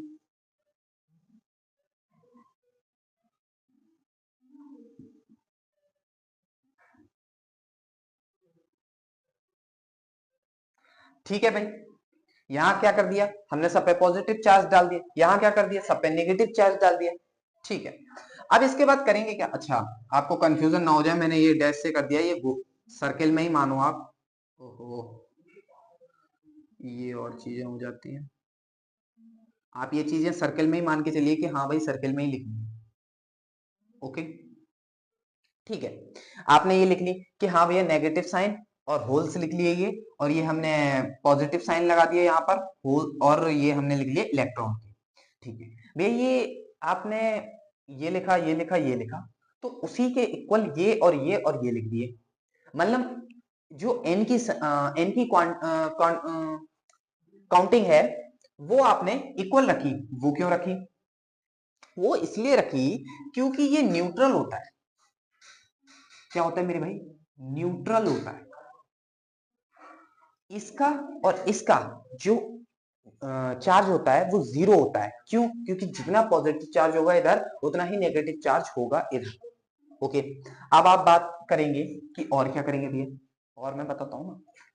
यहाँ पर नेगेटिव चार्ज आप कर दीजिए, यहाँ एक नेगेटिव चार्ज कर दीजिए, यहाँ एक नेगेटिव चार्ज कर दीजिए, यहाँ पॉजिटिव चार्ज कर दीजिए, यहाँ पर पॉजिटिव चार्ज कर दीजिए और यहाँ पर भी पॉजिटिव चार्ज कर दीजिए। भैया यहाँ 3 क्यों लिए, 4 क्यों नहीं लिए? जगह तो नीचे छोड़ दी थी। जगह इस जगह से नहीं देखना है, आपने 3 बार लिए थे इस तरीके से लाइन में तो 3 ले लो, आपने 2 लाइन ली, 4 लाइन लिए हैं तो 4 ले लो बीच में। ओके, पैटर्न समझना, बाद में मैं आपको इसको एकदम बता दूंगा कि करना किस तरीके से है। पैटर्न समझे, क्या समझे? नेगेटिव चार्ज एक सर्कल में राउंड करके उसको रख दीजिए, जितने रखने हैं उतने ही पॉजिटिव चार्ज रख देने हैं सर्कल के अंदर। नीचे छोटे छोटे सर्कल्स, और वो क्या कहलाएंगे हमारे बाद में? होल्स कहलाएंगे। और जो डॉट है, पॉइंट वाले हैं, वो क्या कहलाएंगे बाद में? इलेक्ट्रॉन्स कहलाएंगे। ओके, अब थोड़ी सी चीजें होंगी। एक डायरेक्शन यहां पर एक बना दीजिए ई आई करके, ई आई करके, ठीक है? ये भी बताऊंगा कि ये क्या चीज है। अब देखो हमारा ना पूरा का पूरा डायग्राम तैयार हो चुका है, ठीक है? पूरा का पूरा डायग्राम तैयार हो चुका है, बस इसमें देरी किस चीज की? देरी है जी नेमिंग की। नेमिंग बहुत इंपॉर्टेंट होती है। देखो यहां से अब मैं नेमिंग करना शुरू कर देता हूं, यहां से लेकर यहां तक जो ये डॉटेड लाइन है, जो मैंने शुरुआत में करवाई थी रेक्टेंगुलर के अंदर, शुरुआत में जो डॉटेड लाइन करवाई थी उसे मैं कहूंगा एक एरो के through depletion, depletion layer. I hope ये आपको दिख रहा होगा, डेप्लेशन लेयर। ओके, ठीक है। अब ये जो दो डॉटेड लाइन के बीच की जगह है सारी, वो लाइन को भी मिलाकर ये चीज, ये चीज, ये चीज, सब चीज को मिलाकर एक चीज कहा जाता है। क्या कहा जाता है? एरो लगा दो उसकी तरफ और लिख दो जंक्शन। क्या चीज? जंक्शन। आपको नंबर तब दिए जाएंगे जब आप डायग्राम के अंदर ये नेमिंग कर देंगे। क्या कर देंगे? नेमिंग कर देंगे कि ये क्या है जी? जंक्शन है। ये क्या है जी? डेप्लेशन लेयर है। ये क्या है? P type. इधर का क्या है? P type. इधर का है एन टाइप। ओके, ठीक है। अब बचा क्या है? बचा ये है जी कि यहां पर आप देखेंगे, ये मैंने क्या बताया? छोटा सा गोल सा सर्कल क्या कहलाएगा? होल कहलाएगा जी, होल। HOLE, होल कहलाएगा जी। अच्छा, होल पर कैसा चार्ज रहेगा? होल्स पर रहता है जी पॉजिटिव चार्ज। नीचे लिख देना पॉजिटिव चार्ज। और ये क्या आप मैंने बताए थे?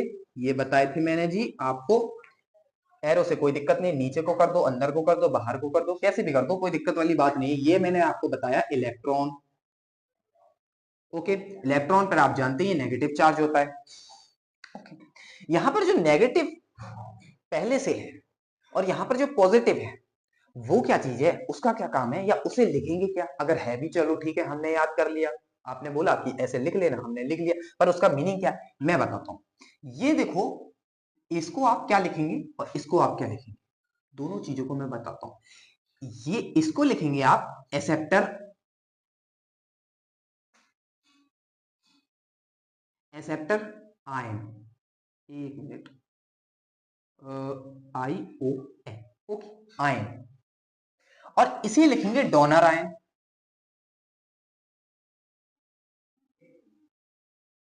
देखें, एक्सेप्टर मींस लेने वाला, जो ले सकता है। डोनर मींस देने वाला, जो दे सकता है। आयन।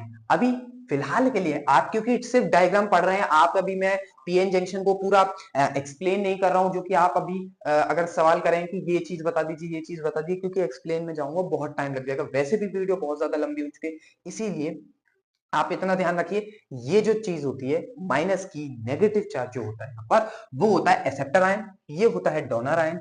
यहां पर आपका इलेक्ट्रॉन होगा, यहां पर आपका होल होगा। क्योंकि मैंने एक को एरो किया, यहाँ होल लिखा है, होल्स मत लिख देना। एक एक ही एरो लगाया, सब पे एरो थोड़ी लगा दिया, ये भी थोड़ी सी क्लैरिटी होनी चाहिए।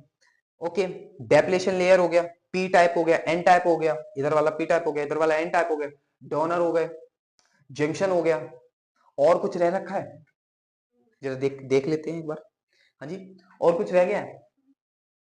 ओके, तो अब आप जरा ध्यान से देखिए कि पीएन जंक्शन जब आपको पूछेगा, सिर्फ पीएन जंक्शन, तो आप सिर्फ इतना आप डायग्राम बना देंगे, सिर्फ इतना। क्या? सिर्फ इतना। इसको मेरे भाई आपको वैसे तो ये बिल्कुल समझा जाता है डीपली, माइक चल रहा है ना, वैसे तो ये समझा जाता है डीपली पूरा डायग्राम जब हम चैप्टर पढ़ रहे होते हैं, लेकिन अगर आपने नहीं समझा है, आपने बाय मिस्टेक कोई आपको प्रॉब्लम आई होगी, आपने नहीं पढ़ पाया, आपको समझ में नहीं आया, तो फिलहाल के लिए आप इसको रट भी सकते हैं कि ये हो कैसे रहा है भाई, ये बन कैसे रहा है। तो उतना मैंने बता भी दिया है कि ये होल्स होते हैं, होल्स पर पॉजिटिव चार्ज होता है, इलेक्ट्रॉन्स पर नेगेटिव चार्ज होता है, इधर मैंने बता दिया। एक्सेप्टर आयन ये हैं, डोनर आयन वो होते हैं पॉजिटिव वाले। ठीक है, ये डेप्लेशन लेयर है ऊपर वाला। अच्छा, डेप्लेशन लेयर के अंदर की सारी चीज जंक्शन होती है, इतना मैंने बता दिया। और आगे कहीं दिक्कत? कोई दिक्कत नहीं, दिक्कत तो पीएन जंक्शन जब भी पूछेगा तो सिर्फ इतना बनाना है। आप नोट कर लीजिए, स्क्रीनशॉट ले लीजिए, मैं हट जा रहा हूं बिल्कुल, इतना बनाना है। लेकिन कहानी अभी खत्म नहीं हुई है। कहानी कब खत्म होगी? कहानी तब खत्म होगी जब हमारा ये फॉरवर्ड वाला भी क्लियर होगा, रिवर्स वाला भी क्लियर होगा। ओके, तो अभी अब मैं अगला जो आपको बताऊंगा वो फॉरवर्ड बाइसिंग वाला बताऊंगा कि ये फॉरवर्ड बाइसिंग होता कैसे है, बनता कैसे। ठीक है, चलिए मैं नेक्स्ट करवाता हूं, आप एक मिनट नोट कर लीजिए। हाँ जी, तो अब हम फॉरवर्ड बाइसिंग का डायग्राम देखेंगे। ठीक है, आइए, फॉरवर्ड बाइसिंग का फटाफट डायग्राम अगर बनाना है तो पुराना जो आप अभी देखे हैं, जो नोट किए होंगे, उसको एक बार दोबारा देखिए। उससे मिलता जुलता ही फॉरवर्ड वाला बनता है, सिर्फ कुछ कुछ उसमें चेंजेस होते हैं, वो मैं बता देता हूं। सबसे पहले वही काम, रेक्टेंगुलर शेप क्रिएट कर लीजिए एक, फटाफट, बहुत ही स्पीड से बनवाऊंगा ये वाला मैं। एक मिनट, थोड़ा सा मेरी ड्राइंग खराब है, कोई कमेंट मत देना ऐसा, ड्राइंग खराब है, पहले ही बता देता हूँ। ओके, तो देखिए रेक्टेंगुलर शेप फिर से मैंने क्रिएट कर ली, लाइन सीधी नहीं जा रही है मेरी, भैया स्केल से थोड़ी खींच रहा हूँ। ओके, चलिए मजाक हो गया। अब वही सेम कहानी, डॉटेड लाइन कर लो, सीधी, बिल्कुल सीधी, और फिर डॉटेड लाइन कर लो। इस बार थोड़ी पास पास कर लेना, क्योंकि इस बार मैं बता दूं, बीच में जो हमने लेफ्ट हैंड में जो हमने माइनस लिखे थे चार्जेस के और प्लस लिखे थे, वो वाले इस बार नहीं लिखने हैं, सिर्फ डॉटेड लाइन करनी है, सेंटर में एक मिडिल डार्क लाइन कर देनी है, बस इसे छोड़ देना है। अच्छा, साथ के साथ अगर नेमिंग करते चले तो और बेटर रहेगा कि भैया इसको नेमिंग में अगर नीचे बढ़ा दें थोड़ा सा और फटाफट से इसको नेमिंग में डाल दें, तो इसको क्या कहेंगे? Depletion layer. डेप्लेशन लेयर, इसको क्या कहेंगे? Depletion layer. बीच वाली चीज को क्या बोलेंगे? एरो लगाइए फटाफट, और इसको बोल दीजिए क्या? जंक्शन। ओके, जंक्शन दिख रहा है। ओके, अब बीच की चीजें क्या रह गई हैं भैया, वो भी बता दो। बताएंगे बताएंगे, देखो बीच में इधर मैंने बताए थे क्या, इधर मैंने बताए थे होल्स, जिनको हम बिल्कुल खाली खाली सर्कल से डिनोट कर देते हैं, होल्स। वो आप कैसे भी बना लो, कहीं भी कर दो, ऐसा नहीं है कि बिल्कुल एक लाइन सीधी ले ली, एक लाइन सीधी ले ली और बनाते चले जा रहे हो, नहीं, बीच बीच में ले लो, ऐसी कोई दिक्कत वाली बात नहीं है। ओके, ठीक है, और इधर ले लो वो डार्क सर्कल वाले, जो इलेक्ट्रॉन्स जिन्हें कहते हैं, वो हम उन्हें,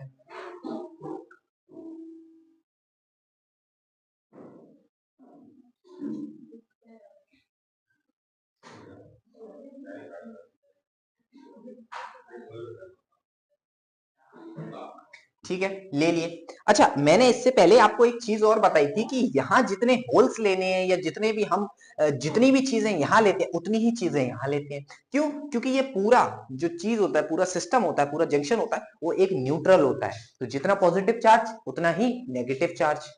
तो ये काउंट कर लेना जरा, 1 2 3 4 5 6 7 8 9 10 11 12 है, इनको जरा काउंट कर लो। 1 2 3 4 5 6 7 8 9 10 11 11 है। एक और बढ़ा लेता हूं मैं, क्योंकि बिल्कुल न्यूट्रल करना होगा, क्योंकि ये रूल ही होता है, न्यूट्रल ही पीएन जंक्शन बनता है, चाहे फॉरवर्ड का बना रहे हो चाहे रिवर्स का बना रहे हो, उतने ही काउंटिंग करके रखने हैं। ठीक है, अब मैं एक ध्यान देने वाली चीज बताता हूं, इनकी डायरेक्शन आपको करनी रहेगी किसमें, फॉरवर्ड वाले में। पीएन जंक्शन में तो कुछ नहीं था, होल्स जितने बनाने, जितनी इच्छा है 10 12 15 जितना बड़ा बना रहे हो रख लो, होल्स इधर कर दो और इलेक्ट्रॉन्स इधर कर दो, उनके ऊपर इलेक्ट्रॉन्स के ऊपर पॉजिटिव चार्ज सर्कल में ऐसा गोला करके बना दो, इधर नेगेटिव चार्ज। इसमें वैसी कोई कहानी नहीं है। इसमें कौन सी कहानी है, सिर्फ फॉरवर्ड जब भी कर रहे हो, कौन सा, फॉरवर्ड बायसिंग वाला डायग्राम, तो उसमें इनकी डायरेक्शन एक दूसरे के सामने कर देनी है। आप समझ गए होंगे किस तरीके से होगा। अभी 1 मिनट रुकिए, फटाफट मैं कर देता हूं, आप समझ गए होंगे, एक दूसरे के सामने। फॉरवर्ड के केस में, ओहो थोड़ा थोड़ा हाथ हिल जाता है जरा, कोई बात नहीं, होता है, आप बढ़िया से बनाइएगा। ओके, तो ये देखिए, अरे यार जरा ये अच्छा नहीं लग रहा, 1 मिनट रुकिएगा। हाँ, एक दूसरे के सामने इनकी डायरेक्शन हो गई, इलेक्ट्रॉन्स की भी और होल्स की भी। अभी नेमिंग नहीं किया क्योंकि नेमिंग कर देंगे, वैसी कोई बात नहीं है नेमिंग में। नीचे वाला क्या बोलते हैं हम, पी टाइप, चलो इसको पी टाइप लिख लेते हैं, क्यों, क्योंकि लेफ्ट हैंड साइड वाला पी टाइप होता है, राइट हैंड वाला एन टाइप होता है, बता दिया हूं, ठीक है, पी टाइप हो गया, एन टाइप हो गया। अब मेन चीज आती है, मेन चीज क्या है, मेन चीज अब ये है कि जब भी फॉरवर्ड बाइसिंग वाला बना रहे हो तो इतनी चीज बनाना, ऊपर जो हम नेगेटिव और यहाँ पॉजिटिव लिखते थे वो नहीं लिखना, बीच में नहीं लिखना वो नेगेटिव पॉजिटिव वाले, इसको एक अब बैटरी से कनेक्ट कर देते हैं। और कहानी मेन यही हो जाती है कि फॉरवर्ड बाइसिंग में बैटरी से कनेक्ट जब करते हैं तब थोड़ा सा मुश्किल लगता है बच्चों को कि बैटरी कनेक्ट करते कैसे। आओ अब मैं बैटरी कनेक्ट करना बता देता हूँ कि बैटरी करनी कैसे है भाई। अच्छा, 2 बैटरी होती हैं, ये भी ध्यान रखिएगा आप, 2 बैटरी कनेक्ट होती हैं इसमें जी, यहां से भी निकलेगा एक और यहां से निकलेगा और ये सीधा इधर आएगा। ओके, अब जगह छोड़ देता हूं मैं किस चीज के लिए, बैटरी के लिए। अब एक बात देखना, यहां पर सबसे पहले मैं एक बैटरी बना दूं, ठीक है भैया, यही बैटरी क्यों बनाई, उल्टी क्यों नहीं लगाई, क्या चीज, उल्टी क्यों नहीं लगाई। सबसे पहले आपको इस तरीके का साइन लगाना है, ध्यान रखना ये मेन बात है। ये कौन सा साइन होगा, ये भैया पॉजिटिव है, बड़ा वाला पॉजिटिव होता है, छोटा वाला कौन सा होता है, नेगेटिव होता है, ठीक है। तो जो सबसे पहले आप बैटरी लगाओगे ना, तो एक बड़ा डंडा एक छोटा डंडा, बड़ा छोटा मत याद रखना, ये बैटरी का साइन ही होता है, एक बड़ा एक छोटा, ये बैटरी का साइन है, साइन ऑफ बैटरी, जिसमें बड़ी जो एक स्टिक होती है वो किसको डिनोट कर रही होती है, प्लस साइन को, तो ये प्लस हो। ओके, अब इस प्लस साइन को देखते हुए कि भैया मैंने बैटरी लगा दी, पहले बड़ा फिर छोटा, ऐसे तो बनाते हैं, कभी ऐसा कभी बैटरी का साइन बनाते हुए किसी को देखा सबसे पहले, अरे भैया ये तो उल्टा बना दिया, सबसे पहले पॉजिटिव लिखो नेगेटिव लिखो। बात मैं एक आपको समझाने की बता रहा हूं, तो आप जब भी यहाँ पर पहली बैटरी कनेक्ट करेंगे तो ऐसी बैटरी कनेक्ट करेंगे, एक बड़ी लकीर एक छोटी स्टिक, जैसा भी आप समझे। उसमें जो बड़ी स्टिक होती है वो पॉजिटिव साइन को डिनोट करती है कि नहीं करती है, यस और नो, करती है भैया, बड़ी स्टिक पॉजिटिव, तो वही पॉजिटिव आपको यहां लिख देना है, ठीक। ये ट्रिक समझ लो या जुगाड़ समझ लो, कुछ भी समझ के चलो, लेकिन बिल्कुल डायग्राम एग्जैक्ट होगा जो आपके मॉडल में आपकी बुक में बन रखा है। और अब आगे इस स्टिक को थोड़ा इसको आगे खींच लो, ठीक है। अब एक और बैटरी कनेक्ट करनी है, तो भाई साहब अब एक बात ध्यान रख लो कि जितना यहां पॉजिटिव, अगर यहां पर पॉजिटिव कनेक्ट हो रहा है टर्मिनल, तो यहां पर नेगेटिव टर्मिनल कनेक्ट होगा। आई बात समझ में भैया, यहां से कोई जंक्शन है, कोई चीज है जिसका पॉजिटिव एक एक टर्मिनल पॉजिटिव से कनेक्ट हो रहा है तो दूसरा टर्मिनल नेगेटिव से ही कनेक्ट होगा ना, भले ही बैटरी पैरेलल में जुड़ी हो सीरीज में जुड़ी हो नीचे, वो हमें क्या मतलब, पैरेलल में जोड़ दो नीचे सीरीज में जोड़ दो, हमें क्या मतलब, ऊपर अगर एक पॉजिटिव है तो दूसरा नेगेटिव होना चाहिए, तो दूसरा नेगेटिव लिख दिया। अब अगर नेगेटिव लिख दिया, ये जरा दिमाग लगाना ध्यान से, तो ये आके नीचे कोई बैटरी नेगेटिव टर्मिनल ही कनेक्ट कर रही होगी, तो वो जो नेगेटिव टर्मिनल होगा वो कोई दूसरी बैटरी का होगा, ये बात जरूर ध्यान रखना, क्योंकि 2 बैटरीज लगती है पीएन जंक्शन के, फॉरवर्ड में देख लो रिवर्स में देख लो 2 बैटरी लगती है, तो वो दूसरी बैटरी का कोई होगा जिसमें नेगेटिव चार्ज उसका होगा, नेगेटिव टर्मिनल छोटा वाला लगेगा तो वो छोटा यहां बना दिया और यहां नेगेटिव रख दिया। और बचा कौन सा, दूसरी बैटरी का, ये जो सेकंड बैटरी है, ये तो फर्स्ट बैटरी हो गई थी, सेकंड बैटरी का कौन सा टर्मिनल बचा अभी बनाने को, बड़ी बड़ी स्टिक वाला, वो बना दिया। अब जरा इसे पास पास थोड़ा लिख दूं मैं, दूर दूर हो गया जरा ये, तो यूं मैं खींच के लाया पास, इसमें मैंने नेगेटिव कनेक्ट कर दिया, ये लगा दिया, इसमें मैंने कर दी इसकी बड़ी वाली स्टिक, और उस बड़ी वाली स्टिक को ये छोटी वाली स्टिक से कनेक्ट कर दिया, तो इससे ये बैटरीज कनेक्ट भी हो गई। क्या हो गई? कनेक्ट हो गई। ओके, ठीक है भैया। और कुछ बची है चीज भैया?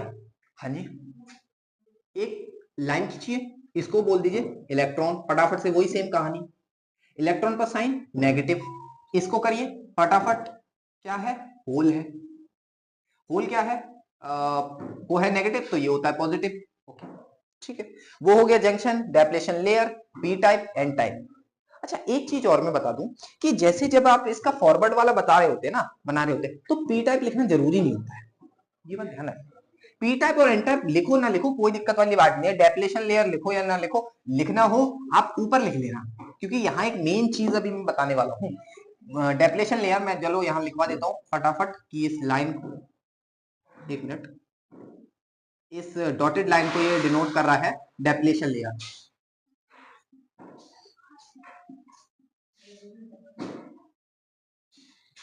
ओके, डेप्लेशन लेयर इसको डिनोट कर रहा है डॉटेड लाइन को। अब यार मेन चीज आप ध्यान से देखिए कि ये जो जंक्शन है, क्या ये जो जंक्शन है, इसमें पॉजिटिव से नेगेटिव की ओर तो करंट फ्लो होगा, पॉजिटिव से नेगेटिव की ओर, क्योंकि किसी भी सर्किट के अंदर positive to negative current flow होता है। तो यहां पर ई जो एक बनाएंगे आप बैटरी का सिंबल, वो आप इस तरीके से साइन लगा देंगे कि ये करंट जो होगा वो +2 माइनस में, +2 माइनस। ओके, यही इसका फाइनल डायग्राम है। फॉरवर्ड बायसिंग का आपको डायग्राम मिल गया। अब आपको बताइए इसमें कोई दिक्कत होगी? मेरे ख्याल से तो नहीं होगी। डेप्लेशन लेयर बता दी, जंक्शन बता दिया, ये इलेक्ट्रॉन है नेगेटिव साइन है, ये होल्स हैं, होल्स पॉजिटिव साइन है, ठीक है। डायरेक्शन बता दी कहां से होगी, पॉजिटिव टू नेगेटिव होगी। बैटरी किस तरीके से जुड़ेंगी वो भी बता दिया, अगर कंफ्यूजन रहे कभी बैटरी किस तरीके से जुड़ेंगी।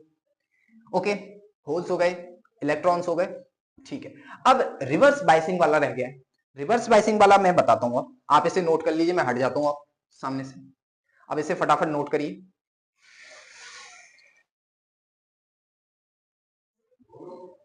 हाँ जी, तो वो नोट कर लिया आपने पिछला। अब आप करेंगे रिवर्स बाइसिंग का डायग्राम। रिवर्स बाइसिंग का डायग्राम बिल्कुल अगर मैं बताऊं आपको तो 2 कॉपी फॉरवर्ड बाइसिंग वाले डायग्राम से होता है। किस तरीके से? वही सेम प्रोसेस करना है आपको। क्या करना है? वॉइस क्लियर आ रही है? अभी एक मिनट रुकेगा। हेलो, हाँ, तो अब देखिए जरा कि रिवर्स बाइसिंग वाला 2 कॉपी फॉरवर्ड बाइसिंग वाले से आपको क्या करना है? छाप देना है। क्या करना है? रेक्टेंगुलर आपको बनाना है एक शेप। ठीक है भैया, बना ली, ये तो बहुत देर से ही बनवा रहे हो, आगे तो कुछ बताओ। बता रहा हूँ, डॉटेड लाइन कर ली जी भैया, ये भी कर ली, उसमें कम स्पेस देना, ठीक है भैया, नहीं देंगे। अच्छा, थोड़ी सी ना ऊपर लाइनें निकाल देना, नेमिंग करना, ठीक है भैया, वो भी कर दिया। एक सिंगल लाइन, हाँ जी, वो भी कर दिया। अब कुछ इसमें नई चीज तो बताओ कि नई चीज आएगी क्या जो कि रिवर्स बाइसिंग को डिनोट करेगी या उसको एक्सप्लेन करेगी कि हाँ भैया रिवर्स बाइसिंग का डायग्राम पीएन जंक्शन में इस तरीके से होता है। तो बताऊंगा, जस्ट 1 मिनट पूरी बात बताऊंगा। थोड़ा टेढ़ा मेढ़ा बनना है, आप थोड़ा देख लेना, स्ट्रेट होता है, स्केल से बनाना आप, है ना, थोड़ी लाइनें भी खराब चल रही हैं। इसमें आपको होल्स बनाने हैं, मैं कम बनाऊंगा जल्दी बनाने के लिए, ये वाला आगे पीछे कहीं भी रख दो। कितने बनाए? 2 2 4 5 6, जितने होल्स बनाएंगे उतने ही आप कितने बनाएंगे? इलेक्ट्रॉन। तो एक, ओ सॉरी, ये डार्क बनाएंगे आप, होल्स को डार्क पॉइंट से डिनोट करते हैं। ये लीजिए, ये लीजिए, ये लीजिए, इनसे इसका मतलब क्या है? इसका मतलब ये है कि हमको कोई वो कंडीशन नहीं होती कि कहीं भी रखो, मतलब कंडीशन कोई नहीं होती कि लाइन में रखो, कहीं भी रख दो, जो आपकी इच्छा करे। अच्छा, अब पिछली बार मैंने बैटरी कनेक्ट करवाई थी, बैटरी अभी कनेक्ट नहीं करेंगे, बैटरी करेंगे अभी डायरेक्शन के बाद। पहले डायरेक्शन देख लेते हैं और नेमिंग सबसे लास्ट में कर देंगे, मैं बीच बीच में कर देता हूं। आप सबसे पहले क्या करना?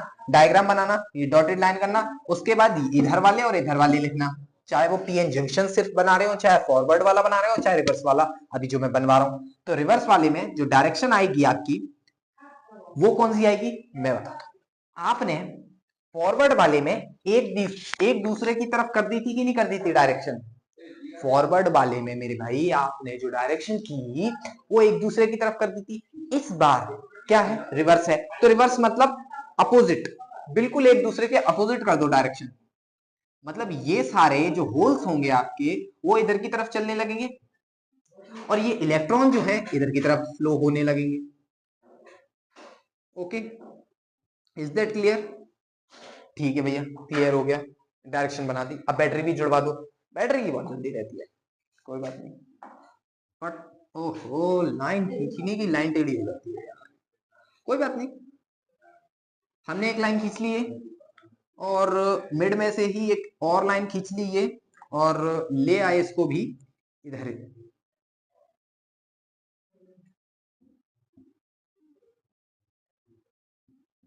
यार मेरी लाइनें और नहीं मिल रही, लाइन जिस दिन मिलने लगेगी उसी दिन काम होगा। सुनो, मैंने लाइन खींच ली। अब भाई एक दिमाग लगाओ, पिछली बार मैंने क्या बताया था? पिछली बार मैंने बताया क्या था कि भैया यहां आंख बंद करके कोई एक बैटरी सोच लो। कौन सी? कोई भी बैटरी सोचोगे, एक बड़ी स्टिक लगाओगे, एक छोटी स्टिक। बड़ी स्टिक मींस पॉजिटिव, तो पिछली बार यहां पर आप देखोगे, ध्यान करोगे, पॉजिटिव होता था, ठीक है? तो ठीक अगर फॉरवर्ड में यहां पॉजिटिव होता है तो अब रिवर्स में यहां नेगेटिव होगा। ट्रिक नंबर 2, पिछली बार भी ट्रिक बताई थी, इस बार भी ट्रिक बता दो। और अगर वहां पॉजिटिव है पहला टर्मिनल तो यहां पर नहीं, वहां नेगेटिव है, सॉरी, वहां नेगेटिव है, तो इस बार यहां पर इस वाले टर्मिनल पर राइट हैंड की तरफ पॉजिटिव जुड़ा होगा, ठीक है? अब नेगेटिव और पॉजिटिव को ही देखते हुए हम दो बैटरियां कनेक्ट कर देंगे इस वाले में भी। कैसे करेंगे? आइए, नेगेटिव वाला टर्मिनल जब आएगा वो नेगेटिव से कनेक्ट हो रहा होगा मेरे भाई, यस और नो? यस। तो अब नेगेटिव है तो उसका कोई पॉजिटिव टर्मिनल भी होगा, ठीक है भैया, बना दिया। और यहाँ नेगेटिव भी लिख दिया बड़ा बड़ा कि ये नेगेटिव टर्मिनल नेगेटिव से कनेक्ट हो रहा है। पॉजिटिव वाला भाई साहब पॉजिटिव से हो रहा होगा तो थोड़ा नजदीक ले आओ, बड़ा बना दिया और इसे पॉजिटिव भी कह दिया। अब कोई पॉजिटिव टर्मिनल दूसरी बैटरी है तो उसका नेगेटिव भी नेगेटिव टर्मिनल भी होगा। हो गया, चलो हो गया। बस इसको और इसको बीच में जोड़ दो और थोड़ा पास पास लिख दो ताकि लगे कि हाँ भाई आपने एक साथ बनाया है।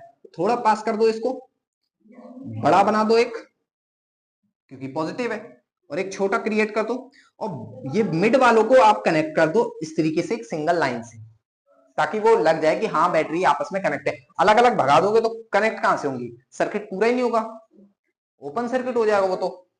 सर्किट हमेशा क्लोज होना चाहिए क्योंकि कनेक्ट होना चाहिए पूरा सर्किट, इसलिए आपने यहां से कनेक्ट कर दी इन दोनों लाइनों को और पास पास लिख दिया, ठीक है?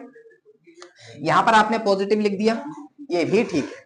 अब मैंने पिछली बार एक डायरेक्शन बताई थी फ्लो ऑफ किसकी? चार्ज की, कि ये जो इसमें कोट आप हिंदी में बोले इसको, तो आप हिंदी में आप इसे कोटर बोल सकते हैं, और इंग्लिश में तो मैं बार बार बता ही रहा हूं इन्हें क्या बोला जाता है, होल्स या होल, सिंगल को बोलने हैं तो होल, हिंदी अभी छोड़िए आप, ओके? इसे क्या बोलेंगे? होल्स। तो जो इनके फ्लो होता है वो किससे हो रहा है? नेगेटिव से किसकी तरफ? पॉजिटिव। बट हमने क्या पढ़ा है? हमने क्या पढ़ा है? हमने पढ़ा है कि कोई भी सर्किट के अंदर जो चार्ज होता है या करंट होता है वो किससे बहता है? Positive to negative. तो इस बार जो ई का साइन आएगा, वो जो ई साइन आता है हमारा, वो किस तरफ से आएगा? पॉजिटिव टू नेगेटिव जा रहा है, यानी कि इधर से इधर, इधर से इधर। लो, लगा दिया वो साइन। पॉजिटिव टू नेगेटिव जाना है, हमेशा पॉजिटिव टू नेगेटिव जाना है, तो लगा दो यहां से यहां, पॉजिटिव टू नेगेटिव, हो गया। इधर की तरफ कर दिया हमने, बैटरी को भी कनेक्ट कर दिया। बैटरी आप यहां लिख सकते हैं BATTERY, बैटरी, आप बैटरी लिख दीजिए। नेमिंग में आप फटाफट इसको क्या लिख दीजिए? Depletion layer, depletion layer, okay? यहां पर आप इसको एरो लगाइए फटाफट, इसको बोल दीजिए जंक्शन, बढ़िया बढ़िया। इसको आप एरो लगाइए, इसको बोल दीजिए इलेक्ट्रॉन, इलेक्ट्रॉन, और साइन कौन सा लगा दीजिए? नेगेटिव। इसको फटाफट साइन लगा दीजिए, कौन सा? पॉजिटिव, क्योंकि वो नेगेटिव है।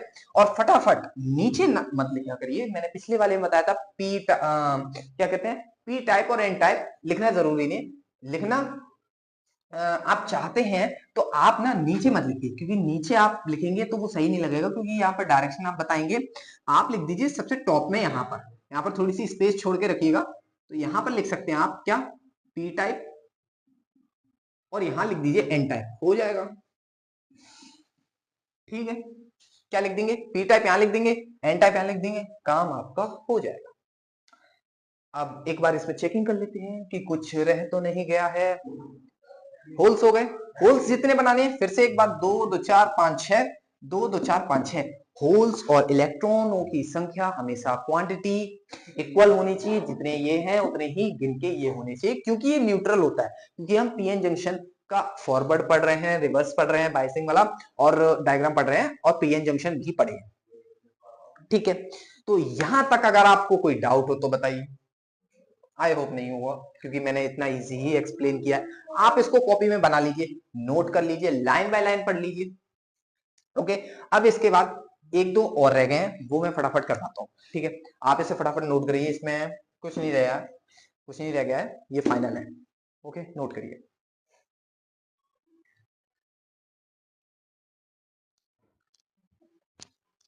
ठीक है, तो अब क्वेश्चन नंबर 13 देखेंगे आप। क्वेश्चन नंबर 13 क्या है, what do you mean by electromagnetic wave, draw it's diagram, right any two main features of electromagnetic waves. Okay, तो सबसे पहले हम ये देखते हैं कि ये किस चैप्टर से आया है। तो ये आया है magnetic effect of current. Current का मैग्नेटिक इफेक्ट जब होता है तो इलेक्ट्रोमैग्नेटिक वेव्स का एक चैप्टर आपके में 12th में आता है। वो आपने पढ़ा हो ना पढ़ा हो उससे कोई मैटर नहीं करता, आपको ये क्वेश्चन देखने को मिलेगा कि what do you mean by electromagnetic wave. ठीक है, सबसे नंबर वन पहले बात आती है कि आपने इलेक्ट्रोमैग्नेटिक वेव सपोज दैट नहीं पढ़ी है, और आपको समझनी है कि ये वेव्स क्या होती हैं, कैसे होती हैं, क्यों होती हैं, सारी बातें। तो सबसे पहले इलेक्ट्रोमैग्नेटिक वेव्स को समझते हैं कि ये क्या होती हैं, भाई ये बनती कैसे है। ठीक है, सबसे पहले मैं बता दूं कि ये एक तरीके की वेव है, जैसे आपने पढ़ी होंगी, बहुत सारी वेव्स पढ़े हैं आपने, तो उसी तरीके की ये भी एक वेव है जो इस तरीके से चलती है।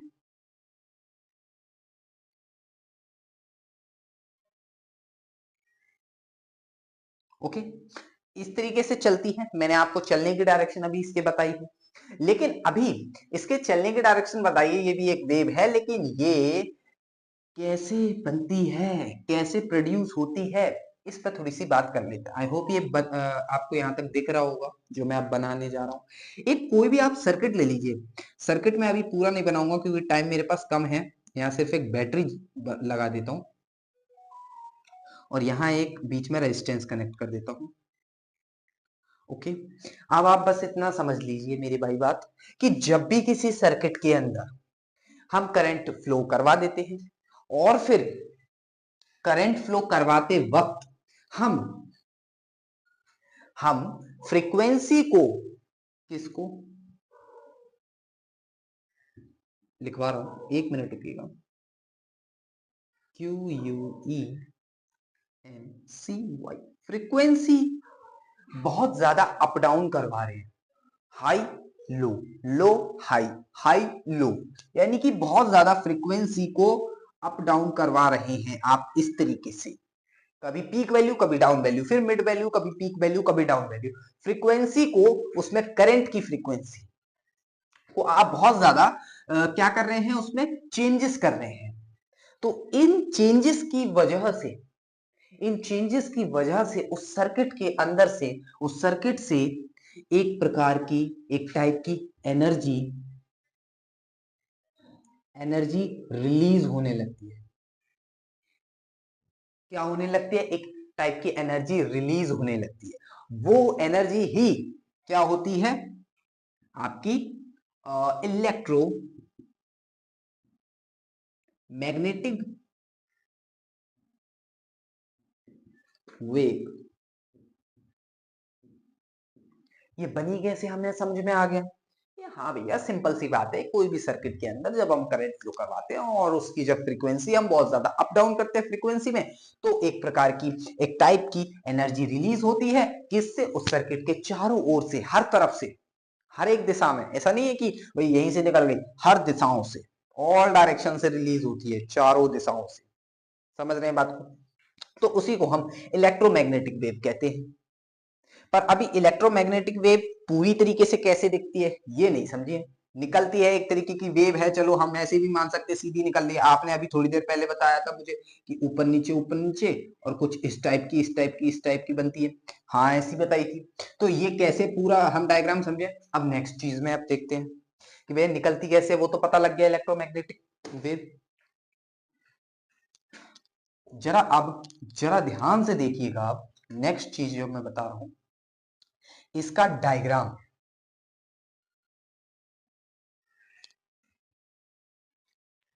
क्योंकि आपको यहां पर दे भी रखा है ड्रॉ इट्स डायग्राम, तो ये डायग्राम वाली भी चीज आपकी जो है इसी चीज में इनबिल्ड होगी। आप इलेक्ट्रोमैग्नेटिक वेव दो दो चीजों से, दो फील्ड से मिलकर बनती है। वो कौन कौन से होते हैं? एक होता है, माइक चल रहा है ना, एक होता है इलेक्ट्रिक फील्ड और एक होता है मैग्नेटिक फील्ड। इन दोनों फील्डों से मिलकर बनती है हमारी क्या? Electromagnetic wave. क्योंकि नाम में ही देखो दिख रहा है, यहां इलेक्ट्रो दिख रहा है यानी इलेक्ट्रिक, और यहां मैग्नेटिक दिख रहा है यानी magnetic. Electric field, magnetic field. तो मैग्नेटिक फील्ड को सबसे पहले समझ लेते हैं कि मैग्नेटिक फील्ड और इलेक्ट्रिक फील्ड जब आपस में एक परपेंडिकुलर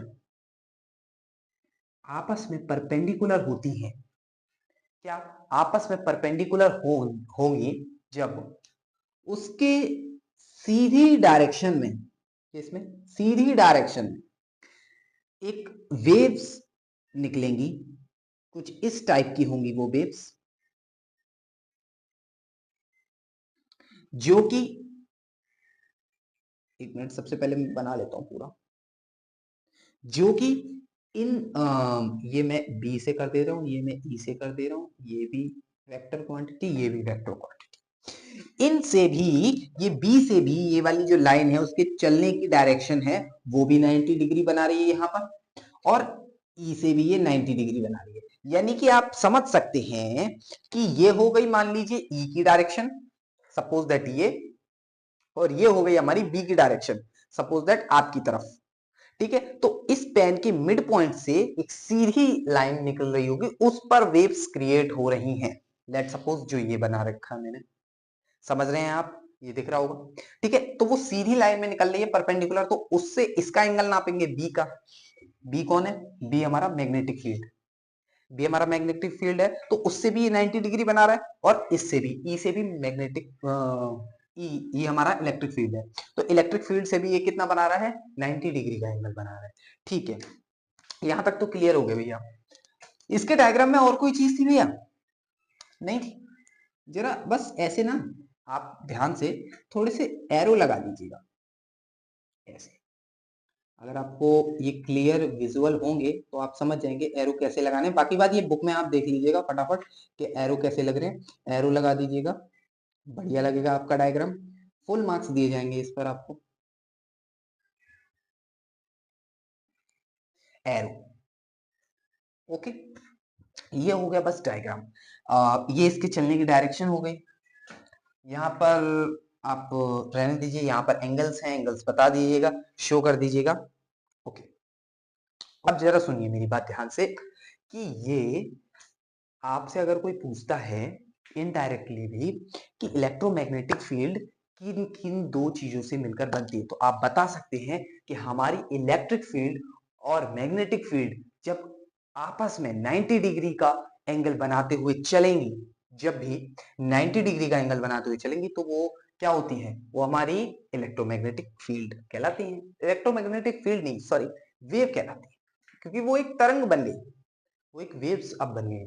ठीक है, निकलती कैसे है, कहां से बनती है, मैंने बता दिया। सर्किट में जब भी करंट की फ्रीक्वेंसी ज्यादा अप डाउन होती है, बहुत ज्यादा, तो उसमें, उस केसेस में एक एनर्जी प्रोड्यूस होती है, बाहर की ओर निकलती है, रिलीज होती है सर्किट से चारों दिशाओं में, यानी कि ऑल डायरेक्शन में। तो उस केसेस में जो एनर्जी रिलीज होती है वही क्या होती है, इलेक्ट्रोमैग्नेटिक वेव्स क्रिएट करती है, वही चीज इलेक्ट्रोमैग्नेटिक वेव ये है। अच्छा ये क्या चीज है, ये तो इलेक्ट्रोमैग्नेटिक फील्ड बन कैसे रही है कि इसको और इसको मिला के यानी कि E प्लस बी को मिलाकर हमारी इलेक्ट्रोमैग्नेटिक फील्ड बनता है। इलेक्ट्रोमैग्नेटिक वेव, सॉरी मैं बार बार फील्ड बोल जाता हूँ क्योंकि वो मैग्नेटिक फील्ड और इलेक्ट्रिक फील्ड बार बार कंटिन्यूसली बोले जा रहे हैं। ओके, तो यहां तक तो समझ में आ गया होगा कि इसका डायग्राम तो क्लियर है कि ऐसे बना देंगे। चलिए बट अब बात आती है इसकी डेफिनेशन। डेफिनेशन कैसे लिखेंगे, डेफिनेशन अगर आप पढ़ेंगे तो यही चीज आपको देखने को मिलेगी जो अभी मैंने आज समझाई, क्योंकि मैं डेफिनेशन ऐसी ही ढूंढता हूं जो कि मैं एक्सप्लेन करूं आपको जितना भी, वो आपको मेरी डेफिनेशन के अंदर मिले, जो कि मैं बोलूं वो आप पढ़ें भी और वही चीज आपको मिले। एन इलेक्ट्रोमैग्नेटिक वेव, कोई भी एक इलेक्ट्रोमैग्नेटिक वेव ले लो, जैसे लेट सपोज ये जो मैंने बनाई है वही नीचे वाली आप ले लीजिए, ठीक है। Wave is a form of radiation that made up of oscillating electric and magnetic field. Okay बस हो गई, समझिए मेरी बात को। हम क्या करते हैं, ये जो आपकी ऊपर वाली लाइन है, कौन सी ऊपर वाली लाइन, ऊपर वाली लाइन वो है आपकी E, और नीचे वाली जो लाइन है वो चल रही है आपकी B की, यानी मैग्नेटिक फील्ड। मैग्नेटिक फील्ड की लाइन भी आपस में मिल मिल के चलती हैं और इलेक्ट्रिक फील्ड की भी लाइन आपस में मिल मिल के चलती हैं, और जब ये दोनों मिल मिल के चलती हैं तभी तो हम नाम जोड़ के बोलते हैं इलेक्ट्रोमैग्नेटिक वेव। ओके ठीक है। अच्छा ये आपस में ई और बी वो एक्सिस पर बता रहे हैं कि आपको एंगल कितना दिखेगा, बाकी बात ये हमेशा सिर्फ वेव की ही फॉर्म में 90 डिग्री एक दूसरे में रखते हैं। ओके यहां तक तो क्लियर होगा। अब जरा देख लीजिए, यहाँ पर बताया भी गया है कि ये रेडिएशन के फॉर्मेट में होती है, सिर्फ एक रेडिएशन होती है। कोई पूछे कि इलेक्ट्रोमैग्नेटिक वेव क्या है, वेव वेव है, आप बोलेंगे वेव तो वेव है, एक ऐसी तरंग, हिंदी में वेव तो वेव है, वेव तो वेव भी बोला जाएगा। बोला जाएगा an electromagnetic wave is a form of radiation that made of oscillating electric and magnetic field. अभी थोड़ी देर पहले जो मैंने बताया कि किसी सर्किट से जब उसकी फ्रीक्वेंसी अप डाउन की जाती है तब एनर्जी प्रोड्यूस होती है, रिलीज होती है, तब हम क्या बोलेंगे कि वो जो एनर्जी रिलीज हुई है वो इलेक्ट्रोमैग्नेटिक वेव होगी। वो चीज थोड़ी यहाँ आप नहीं लिखेंगे, लिखेंगे क्या, लिखेंगे ये कि इलेक्ट्रिक एंड मैग्नेटिक फील्ड जब एक साथ चलते हैं, क्या इलेक्ट्रिक एंड मैग्नेटिक फील्ड जब एक साथ चलते हैं उसको हम क्या बोलते हैं, इलेक्ट्रो मैग्नेटिक वेव। ओके वो भी लिख सकते हैं, वो भी एक डेफिनेशन है, बट यहाँ पर इजी डेफिनेशन जब आपको मिल रही है तो टेढ़ी डेफिनेशन क्यों लेनी है जब आपको एक आसान चीज देखने को मिल रही है। अच्छा अब ये वाली चीज देखिए थोड़ी, क्या है, these waves travel through space transferring energy from one place to another place. ये क्या करती है, एनर्जी को ट्रांसफर भी करती है प्लेन, एक प्लेन से दूसरे प्लेन में, यानी कि कोई एक प्लेन था, प्लेन नहीं है यहाँ सॉरी प्लेस है, एक प्लेस से टू अनदर प्लेस, ये क्या करती हैं, एनर्जी को ट्रांसफर भी करती हैं। और एक और खास बात है, एक और खास बात है, जो खास बात मैं बताने वाला हूं, इनको मीडियम की, यानी कि मीडियम यानी हिंदी में कहें तो माध्यम की आवश्यकता नहीं होती, नीड नहीं होती। यानी कि यहाँ पर हमसे लास्ट में एक और क्वेश्चन पूछा था कि right any two main features of electromagnetic wave, तो फर्स्ट मेन फीचर आप लिख सकते हैं कि उनको, यानी इन वेव्स को कोई भी मीडियम की जरूरत नहीं होती।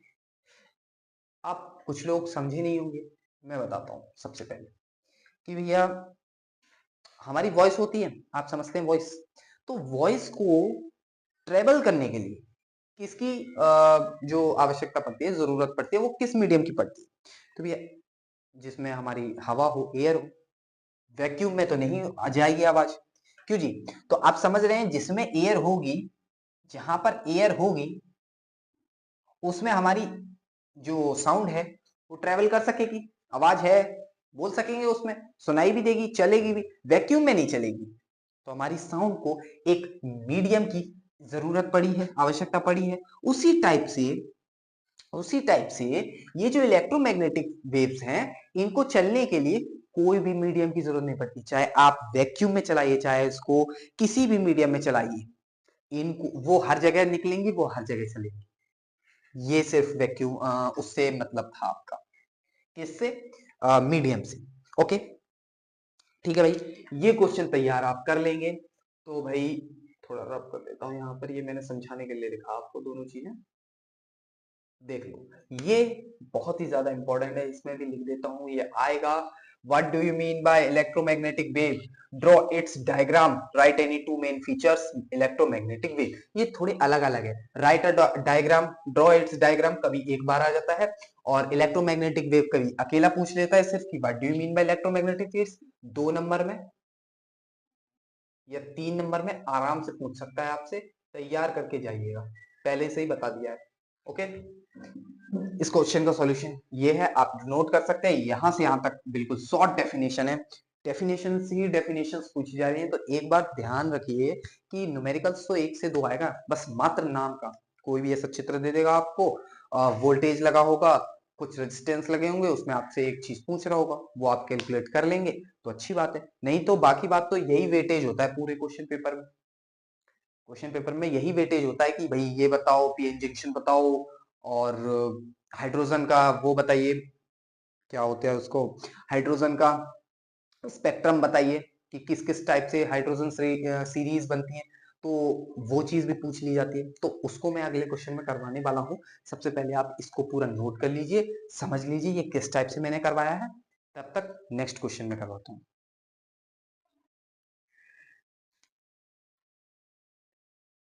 आइए, अब क्वेश्चन नंबर 14 देखते हैं। क्वेश्चन नंबर 14 किस टाइप से, show the numbers line, show the number line in the first point है विशन, एंड सेकंड पॉइंट क्या दे रहा है, absorption spectra of hydrogen atom corresponding to transition between energy states, ये और नहीं चल रहा, स्टेट्स N1 एंड N4।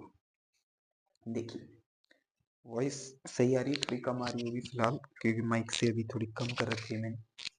तो ये देखिए सबसे पहले कि N1 और N4 के बीच में आपको वो हाइड्रोजन सीरीज बनानी है, जो आपने बुक के हाइड्रोजन वाले चैप्टर में देखी होगी, या एटम एटम वाले चैप्टर में देखी होगी। ये क्वेश्चन एटम के चैप्टर से आता है, जिसमें आप हाइड्रोजन सीरीज पढ़ते हैं। कौन सी सीरीज पढ़ते हैं, हाइड्रोजन सीरीज पढ़ते हैं, ठीक है। हाइड्रोजन सीरीज जिस चैप्टर में पढ़ते हैं, वहां से क्वेश्चन उठ के आया है। पूछ क्या रहा है, जरा ध्यान से देखिएगा। पूछ ये रहा है कि N1 और N4 के बीच में वो स्टेट्स बता दीजिए, क्या, वो स्टेट्स बता दीजिए N1 और N4 के बीच में। तो आइए मैं आपको वो पांचों स्टेट्स बता दूंगा, मैं आपको वो पांचों स्टेट्स बता दूंगा इसमें, जो कि आपके पूरा, अगर वो ये भी कह देगा, ड्रॉ द हाइड्रोजन स्पेक्ट्रम, क्या, हाइड्रोजन हाइड्रोजन स्पेक्ट्रम,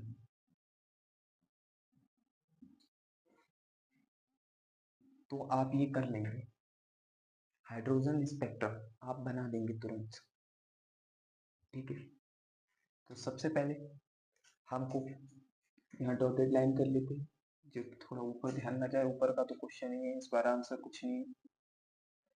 तो सबसे पहले हाइड्रोजन का स्पेक्ट्रम बनाने से पहले हमें ये मालूम होना चाहिए कि उसमें क्या क्या चीजें होती हैं। देखो, सबसे पहले हाइड्रोजन का स्पेक्ट्रम बनाने के लिए हमें एक, या तो आप गोल फॉर्मेट में बना लीजिए, गोल फॉर्मेट में, या एक पेज पेज पर आप बड़ा सा पेज ले लीजिए, ब्लैंक पेज, उस पर ऊपर से लेकर नीचे तक आप बिल्कुल क्या बनाएंगे, हाइड्रोजन स्पेक्ट्रम बनाएंगे। कैसे, देखिए, चलिए, सबसे पहले एक टॉप पर लाइन कर लीजिए, लंबी लाइन, जितनी आप कर पाए, ज्यादा बड़ी मत करिए, उसको बोल दीजिए इंफाइनाइट। ओके, चलिए, अब आप थोड़ी सी इंफानाइट से थोड़ा सा गैप छोड़ के 1, उतनी ही लंबाई की दूसरी, और तीसरी, डाल दीजिए, ये 3 लाइन बना दीजिए और एक चौथी में आप गैप दे दीजिए इतना, ठीक। फिर आप एक और लाइन दीजिए और वो गैप दे दीजिएगा। मैं बताता हूँ आपको, यहाँ पर एन कौन सा लिख देंगे, एन लिख देंगे आप इसमें 1 2 3, ये डाल दीजिए, आप ये भी ले लीजिए, अब आप ये भी ले लीजिए और एक लाइन हो गई 1 2 3 4 5 6, तो ये 6 हो गई। एक काम करिए, आपको अगर यहाँ पर विजुअल होगा तो ये वाली देख लीजिए,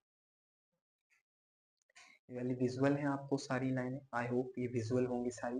ये मैंने लाइनें कुछ कर दी, इन लाइनों को आप कैसे करेंगे, ये क्वेश्चन आपके दिमाग में जरूर आएगा। मैं बताता हूँ, हमने जैसे हाइड्रोजन स्पेक्ट्रम जब भी क्रिएट करते हैं तो हमारे पास 5 सीरीज होती हैं। कौन कौन सी, मैं बताता हूँ। हमारे पास सबसे पहली सीरीज होती है लाइमन सीरीज, सेकंड होती है बाल्मर सीरीज, थर्ड होती है पाश्चन पाश्चन सीरीज, फोर्थ होती है फोन, फोन में पी साइलेंट होता है फोन,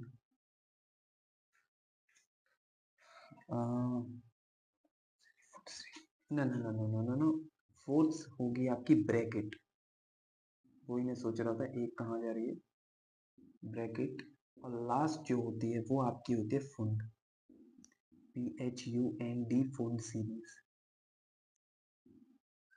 ये आपकी 5 सीरीज होती है, सिर्फ 5 सीरीज, जो कि हाइड्रोजन स्पेक्ट्रम के अंदर बस आपको दिखानी होती है। इसी बात के आपको कितने नंबर मिलते हैं, 5 नंबर मिलते हैं। अच्छा, कुछ और भी चीज पूछ ले तो वो बात अलग है, कुछ और भी चीज पूछ ले वो बात अलग है, लेकिन अगर हाइड्रोजन स्पेक्ट्रम आप बना के आ जाएंगे तो आपको 3 नंबर तो पक्के मिलने मिलने हैं, ठीक है। माइक चल रहा है, ओके। अब एक बात जरा देखिए कि आप ये 5 सीरीज को हाइड्रोजन स्पेक्ट्रम बनाएंगे बनाएंगे लेकिन लाइनें किस टाइप से लिखेंगे मैं बताता हूँ। आप सबसे पहले एक इनफाइनाइट की लाइन खींच लेंगे, थोड़ा सा गैप देकर, एन अभी मत लिखिए, 1 2 3 4 जितनी भी एक साथ करना चाहें वो कर लीजिए थोड़े थोड़े गैप के बाद, फिर एक ज्यादा गैप देंगे, 1 2 3 4 5, ठीक है। अब नीचे से नंबरिंग करना शुरू करिए, अगर एक दो लाइन गलत बन रही होगी तो मैं आगे पीछे उसको रब करके बना दूंगा, वो आप अभी समझ जाएंगे वो मैं रब क्यों कर रहा हूँ और ये इस तरीके से गैपिंग क्यों छोड़ रहा हूँ ज्यादा। एन बराबर इसे मैं कह सकता हूँ 1, क्या एन बराबर 1 कह सकता हूँ, इसे मैं क्या कह सकता हूँ, एन बराबर 2, एन बराबर 3, एन बराबर 4, एन इक्वल्स टू 5, हो गया। और एन इक्वल्स टू 6, इसको मैं क्या बोलूँ, n equals to 7, n equals to 8, okay. ये मैंने गैप इसलिए छोड़ा था क्योंकि मुझे यहाँ से सारी लाइनें 1 पर डालनी है। अभी मैं आप समझ भी जाएंगे वो क्यों डालनी है। तो देखिए इसी तरीके से कर लीजिएगा, 3 4 लाइनें ऊपर इकट्ठी और सारी की सारी लाइनों में गैप छोड़ दीजिएगा, क्योंकि उसमें कोई कोई बातें मैं बताऊंगा वो आपको ध्यान रखनी। अब जरा ध्यान से जरा देखिए, हमारा जो लाइमन सीरीज अगर हम डालते हैं, लाइमन सीरीज होती क्या है ये बताते हैं। तो लाइमन सीरीज अगर समझनी है आपको तो इतना समझ लीजिए कि भाई आपकी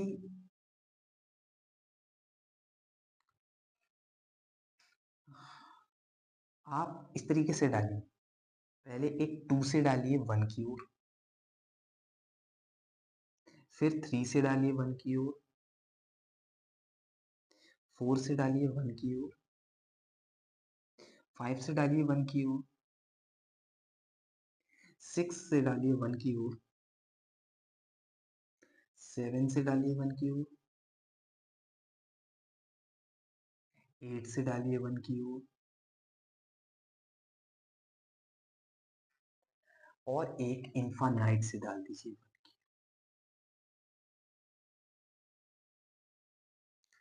कहने का मतलब आप साफ समझ गए होंगे कि उच्च यानी कि हाई कोई भी इलेक्ट्रॉन, क्या कोई भी इलेक्ट्रॉन अगर हाइयर एनर्जी लेवल, कौन से, ये हाइयर एनर्जी लेवल है N8 N7 N6 N5 N4 N3 और N2, मिनिमम N2, ठीक है, मैक्सिमम कोई भी हो सकता है, मिनिमम N2 है और मैक्सिमम कोई भी हो सकता है। N2 से लेकर, N2 से एनर्जी लेवल N2 से लेकर N इन्फानाइट से कोई भी लेवल की एनर्जी से अगर कोई इलेक्ट्रॉन अपने N1 में आता है, यानी कि बिल्कुल लोअर लेवल एनर्जी में आता है नीचे, तो वो कौन सी सीरीज होती है, तो वो लाइमन सीरीज होती है। लाइमन सीरीज के लिए एक मैं की पॉइंट लिखवाता हूँ, वो नोट करिएगा कि लाइमन सीरीज के लिए जो N2 होता है कि भैया बाद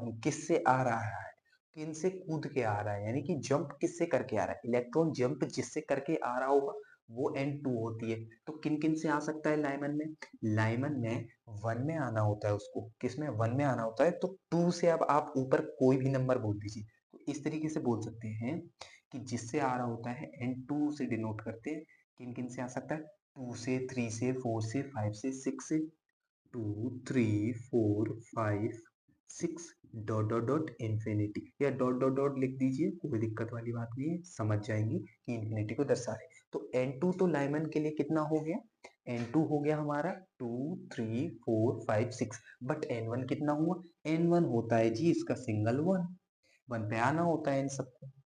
जो भी इलेक्ट्रॉन हाइयर एनर्जी लेवल से बिल्कुल N1 एनर्जी लेवल पे आते हैं, N1 वाला एनर्जी लेवल, क्या ये एनर्जी लेवल नहीं है, अभी बात करूंगा जब बालमर थ्योरी के लिए, तो ये वाला एनर्जी लेवल बेस लेवल मान के चलेंगे, तो उसमें कुछ और होगा। तो जो लोअर एनर्जी लेवल बिल्कुल है N1, उस पे अगर आके कोई भी इलेक्ट्रॉन गिरता है ऊपर से, ऊपर के कोई भी एनर्जी लेवल से जब इधर गिरता है आकर, तब जो सीरीज बनती है वो लाइमन सीरीज बनती है। अच्छा, एक रीजन और लिखना होता है, क्या रीजन, कि किस, ये किस चीज में दिखती है, किस पार्ट में दिखती है, तो ये अल्ट्रा वायलेट, मैं लिख देता हूँ यहाँ पर, यहीं पर लिख देता हूँ, अल्ट्रा वायलेट, अल्ट्रा वायलेट, शायद आप देख लीजिएगा स्पेलिंग, अभी ऐसा मेरे को रीड नहीं है, स्पेलिंग में मिस्टेक हो सकती है, अल्ट्रा वायलेट, अल्ट्रा वायलेट यहाँ पर, ये क्या होगा इसका रीजन होगा, क्या होगा, रीजन होगा, ओके।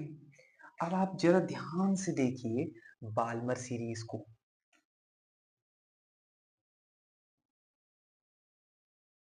बाल्मर सीरीज में सेम वही कहानी कि अब सारी ऊपर से लेकर नीचे तक गिरेंगे electron, higher level, higher energy level से लोअर एनर्जी लेवल तक गिरेंगे, लेकिन कितने तक गिरेंगे, n बराबर 2, क्योंकि इसके लिए यानी कि बाल्मर के लिए जो हमारा N1 ही होता है, इसके लिए लाइन खींच के इधर बताता हूँ, बाल्मर के लिए हमारा N1 जो होता है ना, वो हमारा बेस 2 होता है, बाल्मर के लिए जिस पे गिरना है, बाल्मर सीरीज के लिए जिस पर उन सब इलेक्ट्रॉन को ऊपर से उठ के आना है, वो बेस लेवल कितना है बाल्मर के लिए, 2 है, समझ में आ रही बात, तो उसके लिए N1 का मान 2 हो गया, और N2 का मान कितना हो जाएगा, N2 का मान हो जाएगा 2 से बड़े, जितने भी आप समझ सकते हैं, आई होप ये दिख रहा होगा मेरे ख्याल से, तो जितना भी हो सकता है, ये यहाँ पे कितना हो सकता है, 2 से बड़ा, 3 4 5 6 डॉट डॉट डॉट, कितना भी ले लो,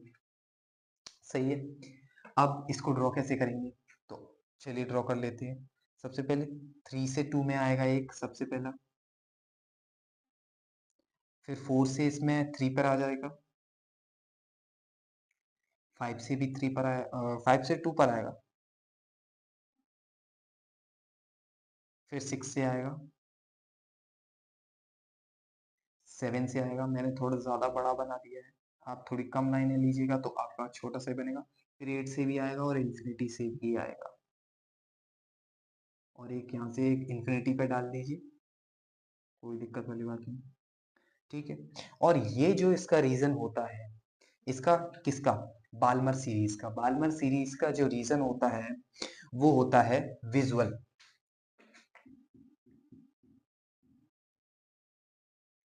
आपको दिख नहीं रहा होगा, थोड़ा ये सही नहीं चल रहा है। विजुअल, इसका जो रीजन होता है वो मैं यहाँ भी लिखवा देता हूँ। विजुअल होता है जिसे हम देख सकते हैं। क्या? जिसे हम देख सकते हैं। ये वाला मैंने करवा दिया, ये विजुअल रीजन में आता है। ये वाला आपका अल्ट्रा वायलेट रीजन में आता है। अब बात आती है किसकी? पास्चन सीरीज की। पास्चन सीरीज की, तो पास्चन सीरीज में कुछ नहीं है। जो आपका बेस लेवल है N1 का, वो आप ले लेंगे 3, और ऊपर की जितनी भी होंगी वो आप ले लेंगे 4 5 6 7 8, इन्फानेट से ले लीजिए डॉट डॉट डॉट करके। तो आइए इसका भी मैं बता दूं फटाफट। इसके लिए N1 का मान कितना होगा? N1 का मान इसके लिए अब हो जाएगा 3, क्योंकि 3 पर ही आके सब सारी चीजें गिरेंगी। कौन से? इलेक्ट्रॉन जंप करके किस पे आएंगे? 3 पर आएंगे। तो N1 का मान जो हो जाएगा बेस, वो कितना हो जाएगा? 3। बट N2 का मान यहाँ पर थोड़ा सा चेंज होगा। N2 का मान कितना हो जाएगा? 3 से बढ़कर, 3 से ऊपर से ही तो आएंगे। 3 पे ही तो आ नहीं जाएंगे भाई। कोई भी हायर एनर्जी लेवल से लोअर एनर्जी लेवल आता है, 3 से अब ज्यादा बड़ी ही, मतलब बड़ी ही तो वो होगी एनर्जी लेवल। तो 3 से बड़ी 4 5 से आ सकता है, 6 से आ सकता है, 7 से आ सकता है, और डॉट डॉट डॉट कर दो, जितना भी कर सकते हैं। ठीक है। पास्चन के लिए मैंने क्या कर दिया? ये दोनों चीजें लिख दी, और अब मैं पास्चन को क्रिएट कर देता हूँ। तो 4 से 3 पर डाल दूंगा एक छोटी सी, 4 से 3 पे डाल दी, इससे यहाँ पर डाल दी, और इससे यहाँ पर डाल दी, और इससे फिर मैंने यहाँ पर डाल दी, और फिर 8 से रह गई है तो 8 से भी डाल दी मैंने, और एक इन्फिनिटी से रह जाएगी तो इन्फिनिटी से भी डाल दूंगा। कोई दिक्कत वाली बात नहीं है। ये मैंने डाल दिया। अब इसका रीजन क्या होता है? अच्छा, रीजन मीन्स होता है कि किस वो पार्ट में दिखाई देती है। ये जैसी अल्ट्रावायलेट, ये विजुअल में, तो इस तरीके से सबके रीजंस होते हैं। तो वो रीजंस आपको ध्यान रखने पड़ेंगे। रीजंस मीन्स वो वाला रीजन मत समझ लेना कोई कारण, वो वाला कारण नहीं है। रीजन वो है कि कहाँ उसका एड्रेस या वो किस भाग में दिखाई देता है ना? तो वो चीज समझिएगा उसको। तो यहाँ पर अभी हम कर रहे हैं पास्चन सीरीज वाला। तो पास्चन सीरीज में इसका होता है आपका इंफ्रारेड। क्या होता है? n बराबर 3 पर ये वाला जो पूरा एरिया है वो क्या आपका होगा region? Infrared. Infrared, infrared, infrared region होगा। कौन सा? n बराबर 3 पर जो होता है हमारा। तो n बराबर 3 यानी पास्चन पर ये कौन सा रीजन होगा? इंफ्रारेड। इंफ्रारेड। ठीक है। फटाफट और जल्दी करते हैं, थोड़ा सा लेट तो हो ही रही है वीडियो ये ज्यादा, और लंबी भी हो रही है। अब अगर n बराबर 4 लेंगे तो कौन सा आ जाएगा? ब्रैकेट आ जाएगा। अच्छा, ब्रैकेट के लिए भी एक चीज मैं लिखवाता हूँ। ब्रैकेट अगर सीरीज आप देख रहे हैं तो n1 उसके लिए क्या होगा? 4। बट n2 ठीक उसी प्रकार से कितना होगा? 4 से बड़ा, क्योंकि हायर एनर्जी लेवल से आएगा। तो अब 4 से बड़ी पे ही तो आएगा, तो 5 से आ सकता है, 6 से आ सकता है, 7 से आ सकता है, और डॉट डॉट डॉट कहीं से भी आ सकता है ऊपर से, पर 4 से नहीं। ठीक है। 4 पर आके तो उसे गिरना है, उसके लिए बेस लेवल 4 है, तो 5 से गिराएंगे फटाफट। अब देखिए चलते हैं। मैंने समझाने के लिए धीमे धीमे समझा रहा था। अब 5 से गिराइए 6 पर, 6 से गिराइए किस पे? 6 से गिराइए 4 पर, और फिर गिराइए, एक मिनट, 5 से गिराइए 4 पर, 6 से गिराइए फिर 4 पर, और फिर 7 से गिरा दीजिए, और फिर 8 से, और फिर इन्फिनिट से ही गिरा दीजिए। कोई दिक्कत वाली बात नहीं है। ठीक है। ये हमने गिरा दी। ये स्ट्रक्चर आप स्केल से कीजिए, बहुत बेहतरीन लगेगा। नंबर कट नहीं सकता, इस बात की गारंटी है। यहाँ पर आप लिख लीजिए इंफ्रारेड। भैया गलती कर दी है क्या? नीचे वाला ही छाप दिए। बिल्कुल। आपको पहला और दूसरा याद रखना है। कौन सा? लाइमन सीरीज का अल्ट्रावायलेट याद रख लीजिए, और बाल्मर सीरीज का विजुअल याद रख लीजिए, और तीसरा यानी पाश्चन ब्रैकेट फुड, तीनों में आपको इंफ्रारेड इंफ्रारेड इंफ्रारेड ही लिखना है। अरे बहुत बढ़िया है, हमें तो याद भी नहीं करना पड़ेगा। बिल्कुल, याद ना करने वाली चीजें आपको बहुत पसंद है, कोई बात नहीं। इंफ्रारेड हो गया। अब इसकी मैंने N1 लिखवा दिया, इसको लिखवा दिया, और इसमें भी मैं लिखवा देता हूँ क्या?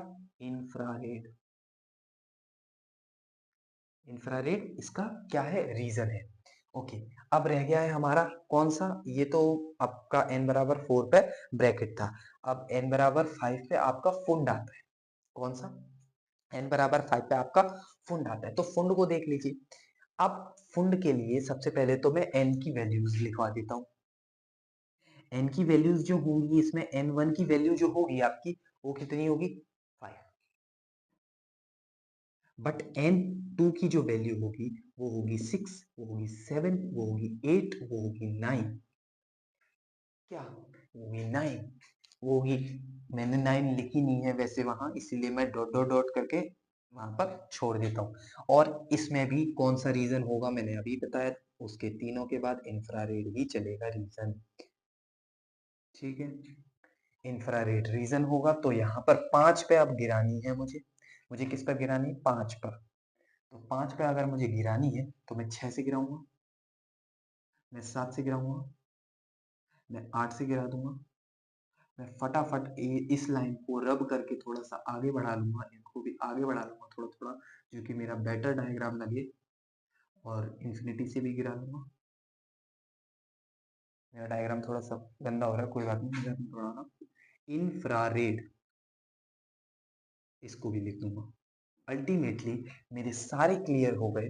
कौन से, फुंड, ब्रैकेट, पास्चर, बाल्मर, लाइमर। आपने देखा कि बस क्या करना है आपको, ऊपर से नीचे गिराते हुए लाना है। अच्छा, ये वाली जो गैपिंग छोड़ रहे थे अब समझ गए होंगे।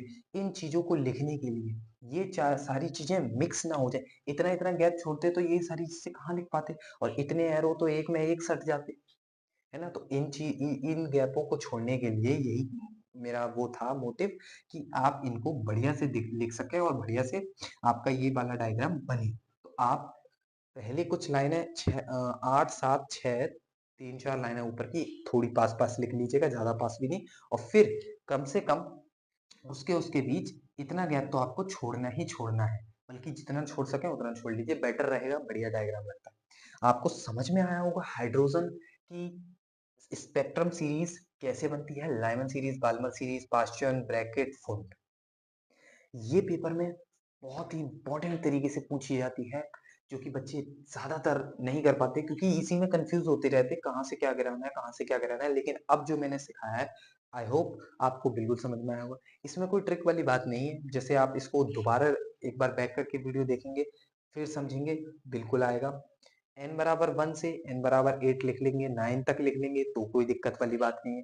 कोई भी डाउट होगा तो कमेंट में जरूर पूछ लीजिएगा तुरंत, तो मैं बता भी सकता हूँ आपको कि वो किस चीज से है। और मेरे ख्याल से आपको क्या डाउट आ सकता है, मैं एक बार खुद ही सोच लेता हूँ कि आपको इसमें क्या डाउट हो सकता है। वैसे तो कोई डाउट नहीं है इसमें आपको, अब रहा होगा, समझ रहे हैं। अच्छा, ये जरूर आप बात ध्यान रखिएगा कि ये जो चीजें होती हैं आपकी सीरीज, वो 5 ही होती हैं। कभी कोई किसी के मन में शंका हो, डाउट हो कि ये 6 हो, छठी तो लिखवाई नहीं, भैया 5 ही होती हैं। ठीक है, तो ये भी बात ध्यान रखिएगा। ये सारी चीजें दिख ही रही होंगी, ये यहाँ पर, और ये वाली और ये वाली, और ये तो पहली मैंने लिखवाई थी। ठीक है, और पहली के लिए जो मैंने लिखवाया अल्ट्रावायलेट, वो चलो वहीं लिखे रहने दो, ऐसी कोई बात नहीं। ठीक है, तो अब ये तो हो गए आपके कितने, 14 क्वेश्चन। 14 क्वेश्चन तो मैंने डिस्क्रिप्टिव करवा दी। अब मैं आपको इसके बाद 6 डेफिनेशंस दे रहा हूँ, जिन्हें आप याद करेंगे। मैं लिखवा रहा हूँ फटाफट, जिन्हें आप याद करेंगे और उनके पेपर के आने में बहुत ज्यादा प्रोबेबिलिटी है। ठीक है, तो अब मैं वो डेफिनेशंस लिखवा रहा हूँ आपको, कितनी होंगी वो, 6 होंगी पूरी की पूरी।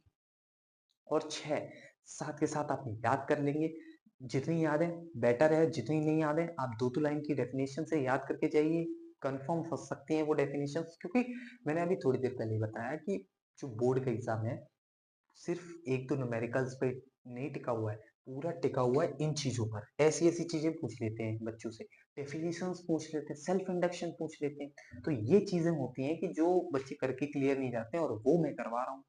तो आप बस देखते रहिए, और डेफिनेशंस में आप बताता हूँ आपको लाइन बाय लाइन, फिर इस वीडियो को खत्म करते हैं।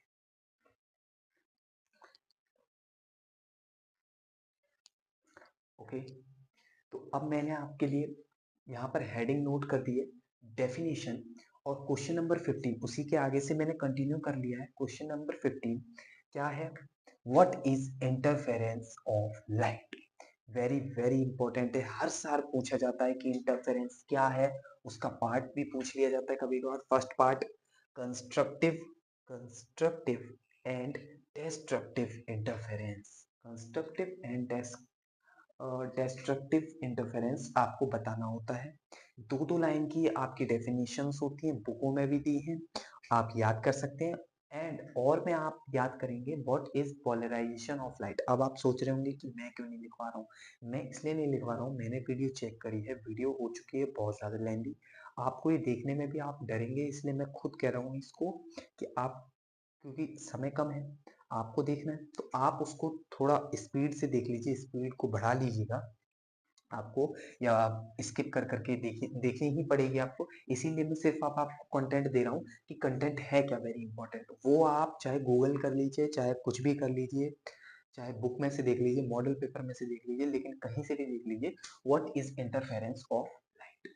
कंस्ट्रक्टिव डिस्ट्रक्टिव इंटरफेरेंस दोनों चीज देख लेना, वेरी वेरी इंपॉर्टेंट है। मैं नहीं करा रहा हूँ इसका मतलब ये नहीं है कि ये आएगा नहीं, ये वेरी इंपॉर्टेंट है, देख लेना। 6 मार्च को पेपर है आप लोगों का, और ये यूपी बोर्ड वालों के लिए है, ये भी ध्यान रखें, क्योंकि सीबीएसई वालों का तो हो ही गया है। ओके, तो ये जरा ध्यान रखें। एंड के क्वेश्चन है, अब आप देख लीजिए, और फिर ये वाली और डेफिनेशन देख लेना जरा गूगल पे, what is polarization of light. Polarization of light 2 line या 3 लाइन की डेफिनेशन होगी, उसको अपने वर्ड्स में टू द वर्ड कम से कम 30 अप्रोक्सीमेटली 50 वर्ड्स या 40 वर्ड्स में लिख सकते हैं। वेरी इजी है यार, थोड़ा थोड़ा छोड़ छोड़ के लिखिए और बड़ा बड़ा लिखिए, और टू द वर्ड आंसर लिखेंगे तो आपको नंबर पूरे दिए जाएंगे, चाहे छोटा हो चाहे बड़ा हो, उससे कोई मैटर नहीं करता। समझ रहे हैं आप बात को। पोलराइजेशन की सर्च करके डेफिनेशन याद कर लीजिएगा। अब मैं सेकंड क्वेश्चन नोट करता हूँ वो, और ये फर्स्ट क्वेश्चन को आप देख भी लीजिए, मैं हट चुका हूँ, अब पॉज करके आप क्या कहते हैं इसको नोट कर लीजिए। अब मैं सेकंड क्वेश्चन करवाता हूँ।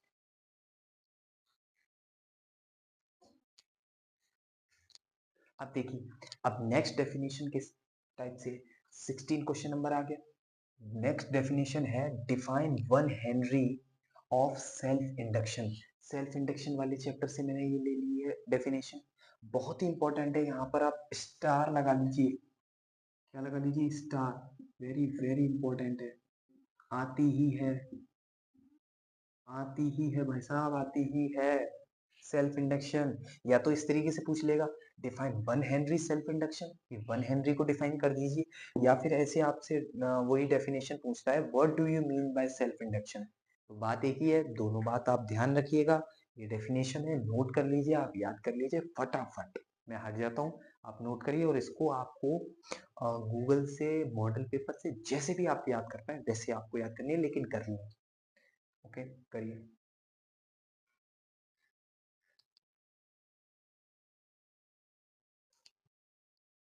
चलिए, तो अब ये नई डेफिनेशन क्वेश्चन नंबर 17 पे क्या है, what is displacement current, right also it's formula. देखो, आप ना, अब मैं कुछ नहीं बोलूंगा, सिर्फ आप उस दिन आना इस वीडियो के अंदर, और ये कमेंट करना कि ये क्वेश्चंस आए या नहीं आए। अब मैं पूरी वीडियो में बार बार थोड़ी बोलूंगा, आप फिर से यहाँ पर एक स्टार लगा लीजिए, क्यों भाई, और यहाँ पर वो चीज तो आप ही अब लिखेंगे कि ये इम्पोर्टेंट था या नहीं था, जरा ध्यान रखिएगा बस इसको, इसका फॉर्मूला आप ध्यान कर लीजिए, और डिस्प्लेसमेंट आप डिस्प्लेसमेंट करंट की डेफिनेशन जरूर याद करके जाइएगा। ज्यादा कितनी होगी, 3 लाइन की होगी, उसे आप 4 या 5 लाइन में बढ़ा चढ़ा कर लिखेंगे। ठीक है, आपका काम बनेगा। लिखिए जरा डिस्प्लेसमेंट करंट का, देखिए what is displacement current, right also it's formula. Okay, मैं हट जाता हूँ, आप नोट कर लीजिए।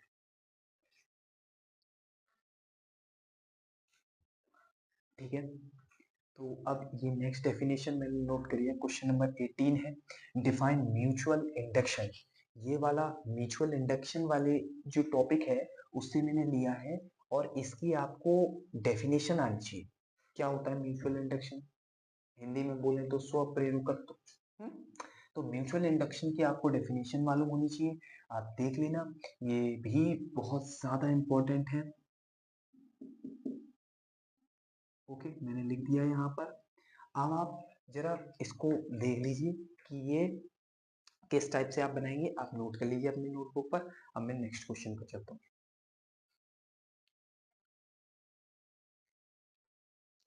ठीक है। तो अब मैंने नेक्स्ट क्वेश्चन नोट किया है। Question number 90 is the second last question है। अब एक और है, diagram of telescope and microscope. इसमें कोई डेफिनेशन नहीं है, ये डायग्राम वाला है। अच्छा, ये मैंने इसलिए डाल दिया कि अब कुछ बच्चे होंगे जिन्हें पीछे से जो जो मैंने बताया अभी तक इतनी लंबी वीडियो में, उन्हें कुछ कुछ चीजें समझ में आएंगी। हैवी हैवी क्वेश्चंस जो थे, किरचॉफ्स लॉ और हाइड्रोजन स्पेक्ट्रम और बहुत से ऐसे क्वेश्चंस जो उन्हें बिल्कुल ऊपर से गए होंगे। मैं किसी की इंसल्ट नहीं कर रहा, रियली बात बता रहा हूँ कि अगर तुम्हें समझ में नहीं आए तो तुम जो मैंने अभी यहाँ पर 4 डेफिनेशंस बताई और 5वीं ये चीज, इस चीज को देख लो भाई। अब तुम पे मान लीजिए क्वेश्चंस नहीं बनने हैं तो डेफिनेशंस के बल पर चले जाओ, डेफिनेशन के बेसिस पर चले जाओ आप।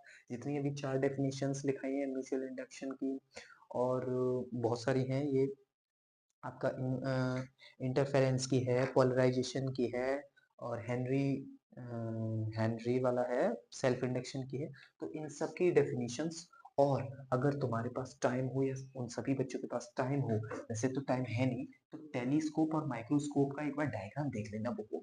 क्यों कभी कभार बोर्ड ना पूछ लेता है कि टेलीस्कोप और या माइक्रोस्कोप का डायग्राम क्रिएट करिए, पूछ सकता है।